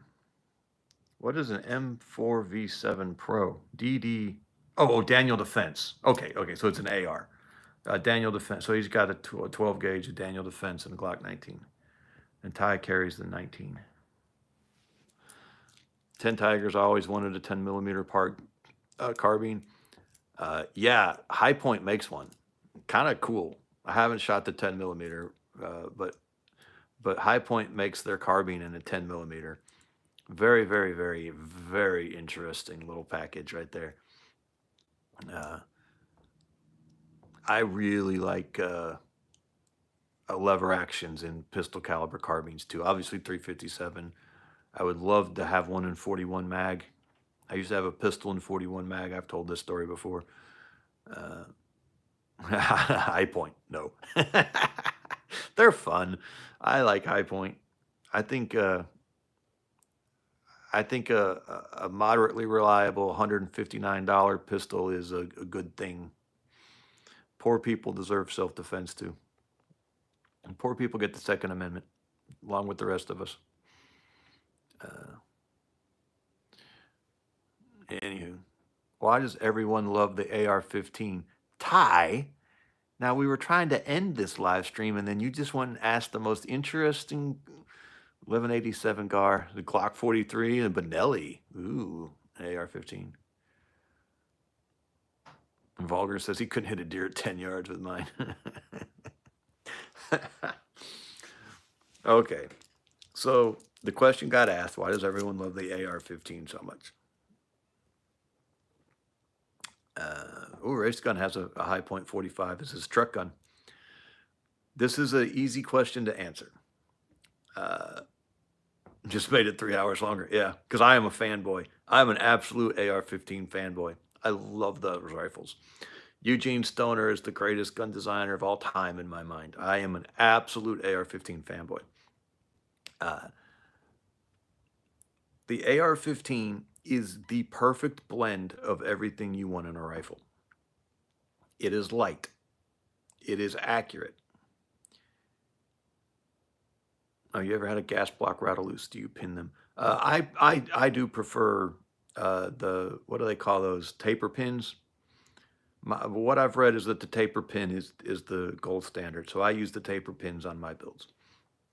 But I'm sure there's other ways to do it that are just as good. But everything I've read says, yeah, basically Race Gun is right. Yeah, as a Marine, you train with the AR-15 irons. Well, when I was in, it was iron sights. I'm old. 500 yards. Ferrial pin. I haven't heard that term, Vulgar. I've always heard them called taper pins because they're just a little tapered. There's a fat end and a thin end. So here's my story about the AR-15. This will make it quick. This was boot camp. The Bear Creek bolt action upper for AR lower. Those are fun. So there was this point in boot camp. It was called, I don't remember what it's called, but it's when you go and do your field training. It's like third phase. And so you had your rifle that you've been carrying for, 2 months or whatever. And then you go out, and why do I want to say BWT? I might be making that up, but for some reason BWT is sticking in my mind. That might be something else. So you come to this point in boot camp where you go out to the field, and you're living like you, MCT. MCT might have been that secondary training after boot camp. This was a phase in boot camp right before the rifle range, and it was 2 weeks, and you do all these like field skills, and one of the skills, and you've all seen some like scene of this in a movie, uh, where you're crawling through sand underneath wire, and like there's all these explosions going off all over the place, and then you go over all these obstacles. Well, at the end of that, there were all these dummies, these rubber dummies hung up, like 4 or 5 of them in a row. I don't remember. I think it was four, and it took four of us to carry these things and hang them. They're really heavy. I would speculate that they were probably like between 150 and 200 pounds. Uh, and what you would do is you would crawl through this sand, and you were low crawling, man, because you had to get underneath this wire, and your drill instructors running around screaming and everything. And so you're low crawling through the sand with your rifle out front, completely buried. I think you had to go. I think there was a water obstacle too, and then you had to go over a couple. So you're banging your rifle around, and yeah, this is pre-Crucible race gun, but I think this was what the Crucible replaced. Yeah. Uh, so you come through all these obstacles and you fix bayonet. You jump up out of the sand, you fix bayonet, and you charge the first dummy and you stab them with the bayonet, and you just hit him as hard as you can. Drill instructor screaming, you're going full bore. Bam! You hit this dummy and you keep going.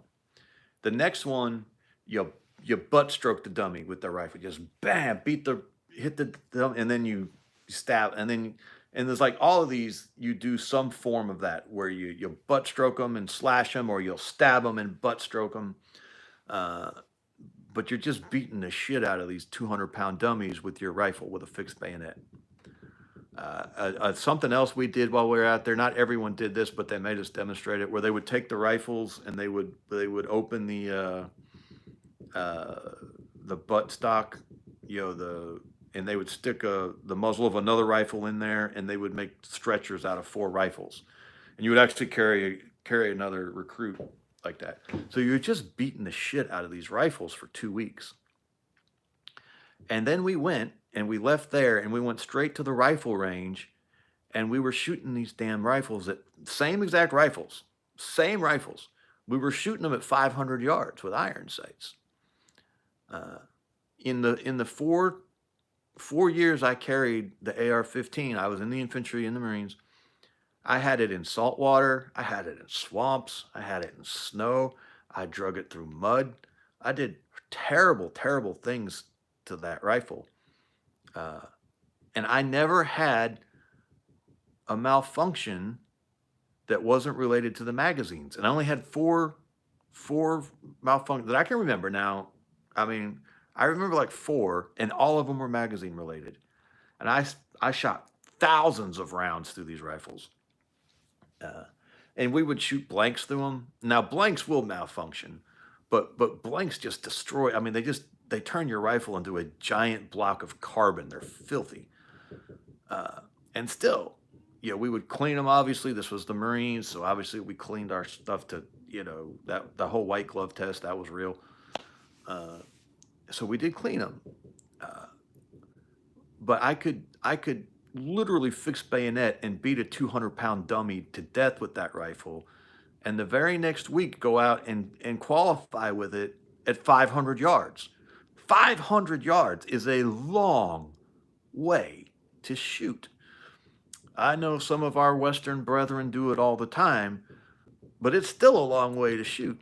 And we would shoot at 500 yards with those damn things, and they would be accurate. At man-sized targets. Well, I mean, the target was bigger than man size, but the part on the target you had to hit in order to get a score, so you didn't flunk, was man sized.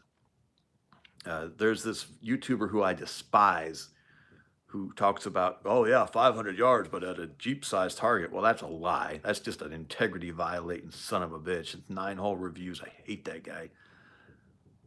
Yes, the actual piece of paper is the size of a Jeep, but if you don't hit the actual bullseye in the middle that's shaped like a man, you flunk the course of fire. Uh, uh, yeah, 1,000 yards that's a hell of a shot right there. So that's why I love the AR-15. I have carried it in just some absolutely horrific, from deserts all the way up to the mountains in Sarajevo. Like I said, uh, fully submerged in salt water, fully submerged in swamps, covered in mud, and it was always oh wow, 7 out of 10 at the 500-yard line. That's pretty good. It was always reliable and it was always accurate. Uh, hey Rico, how you doing, brother? So that's why I love the AR-15. It has a few other advantages. Uh, People always make fun of the gas system. I think the gas system is why it's so amazing. Just minimal moving parts, minimal reciprocating mass. Uh, I think it is an excellent compromise on everything you need a rifle to be. It's good at all of it. It's not bad at anything. Uh, that would be fun. 150 yards with subsonic 22. Uh, Lots of parts to fix them. Are you talking about the AR-15 Vulgar? Because I would push back on that a little bit. Yeah, one lower, many uppers. That's a nice thing too. You can have one lower and just swap out your uppers because you can just order the uppers online. You don't even need a. Uh, so I would say that the AR-15, if you pull it apart and compare it to all the parts you say, let's just say the AK-47, although I don't think that's a fair comparison to the AK. I wouldn't say there's any more parts in the AR than there is in the AK. Maybe if you start pulling the trigger apart. I don't know much about an AK trigger, so I don't know how many parts are there. So, uh, yeah, race gun, you are just speaking my language, brother. I love the 20-inch barrel. I get this. That's just one of my hobby horses. Uh, I think the 20-inch barrel is. Oh, he says no replacement parts. Okay, there's more replacement parts that you need to keep up with, right? So yeah, it would be good to have the gas rings for the bolt. It'd be good to have a firing pin. It'd be good to have an extra. It'd be really good to have a whole bolt carrier group. Really, uh, the carrier itself can't go bad, but the bolt. Yeah, let's say that it would be good to have an extra bolt. Uh, is that fair to say, Vulgar? Because if there is a weakness on the rifle, it is the bolt. Yeah, and the firing pins. Yeah, I've never shot an M4, not a real one. I mean, it was the M16A2 when I was in. We didn't have the ACOGs yet or anything. We were still. I got out in '99, and then I got recalled for a year right after September 11th. Uh, uh, and I didn't actually have a rifle for that year. That was a weird year. Uh, Isaac likes Magpul mags. Uh, yeah, I've got some PMag, and I've got a lot of GI stuff. Oh, Race Gun got out in '95. So '95 was the year I got in Race Gun.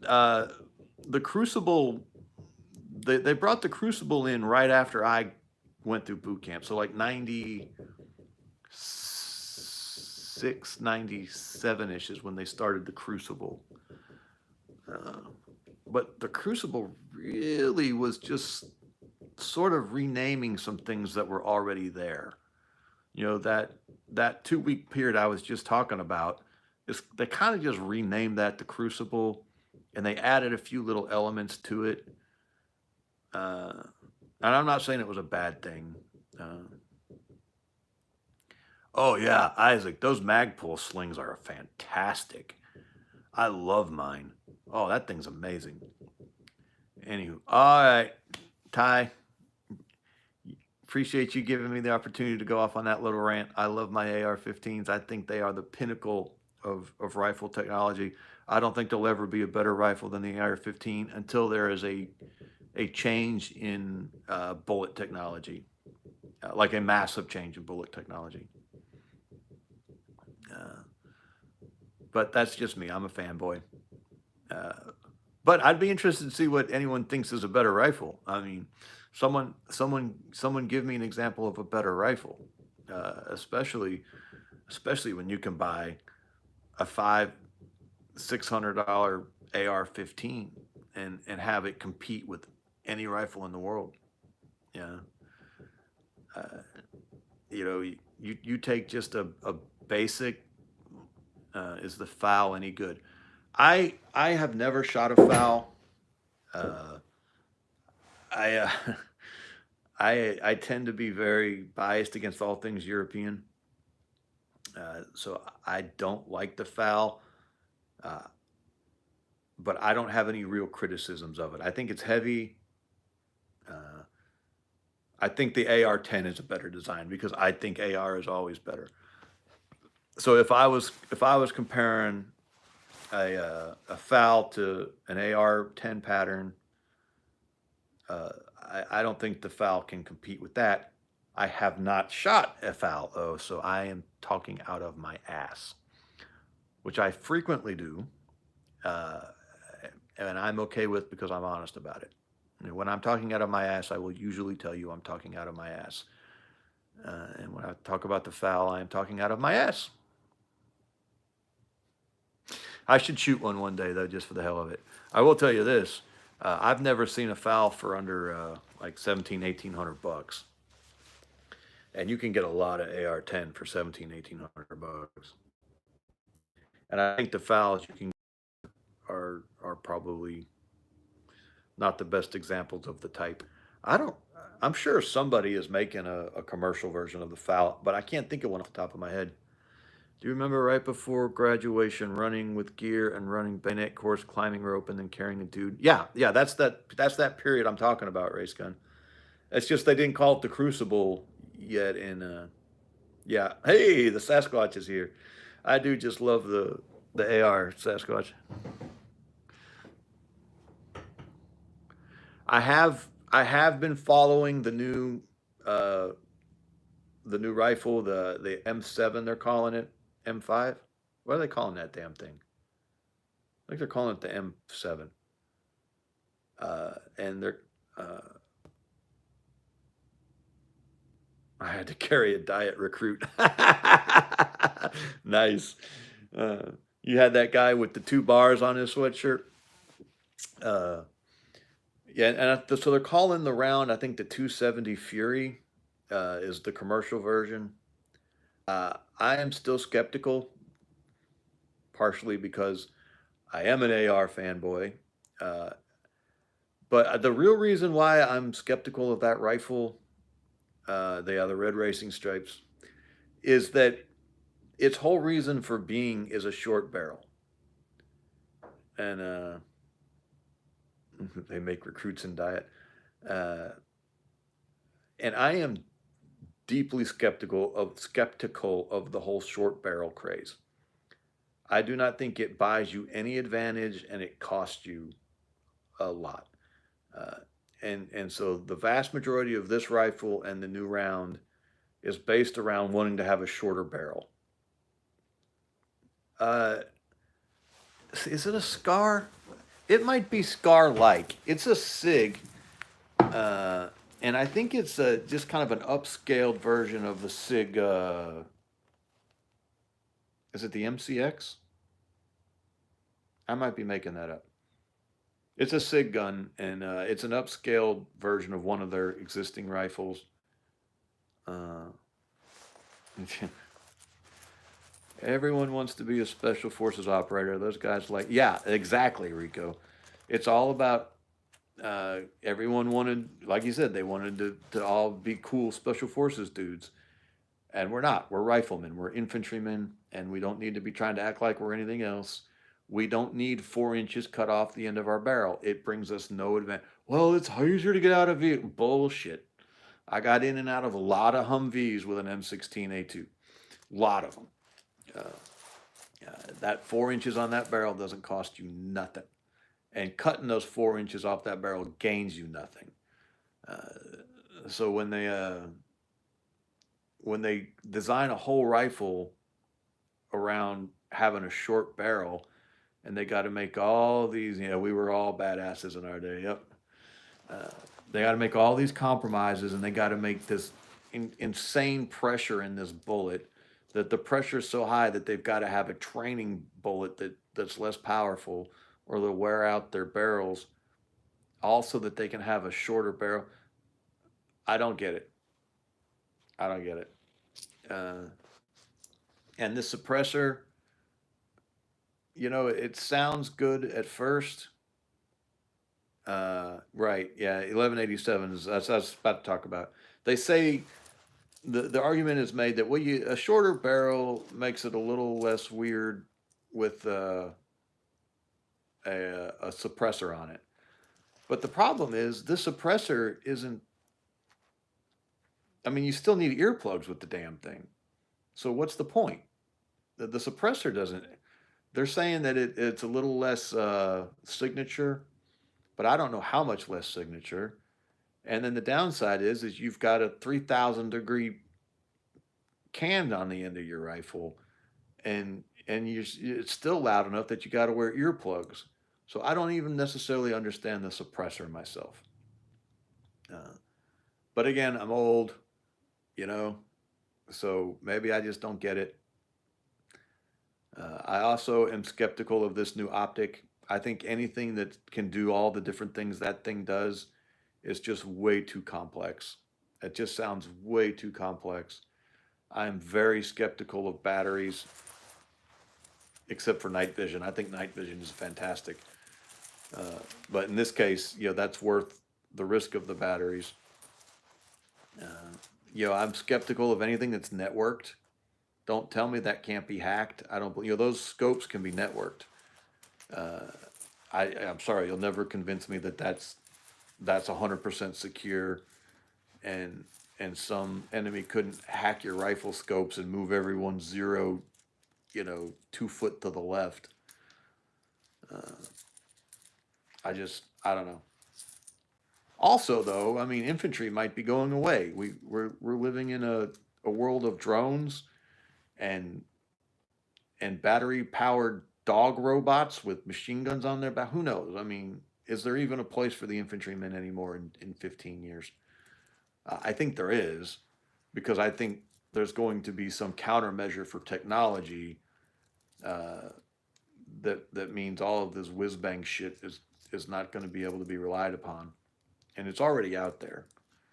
Those EMP lasers that can fry electronics from a distance.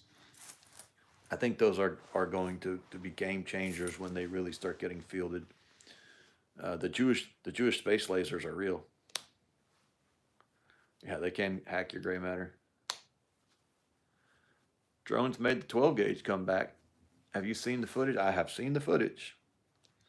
I have seen the footage. All righty, man. We're going to call this one. I'm sorry we're bailing on you when you just got here, Sasquatch. But we're 2 hours and 15 minutes into this thing. Oh, no, 2 hours and 22 minutes. We're almost 2.5 hours. Oh, Race Gun's talking to the Sasquatch. That's going to be an interesting conversation. Rico, have a good night, sir. We appreciate you. Everyone, we appreciate you guys. Have a good night. I was kind of hoping Mariah was watching from the live stream, and she no, stay. Thank you, Ty. I was hoping Mariah was watching and was going to chime in at some point, but she hasn't said anything. No, it's not your bad for being late. I never schedule these, Sasquatch. Anywho, there you go. Men, we appreciate you. Thank you. There will be a video Friday, most likely. I might have to make up a day of work, and if I have to make up a day of work, then the video will be Sunday. But if I don't have to make up that day of work I missed for the boy going to the hospital, then Ty needs more about the AR. I could go on for hours about the AR, Ty. Don't get an old man started. You'll regret it. But anywho, all righty, man. Y'all have a good evening. We'll talk to you soon.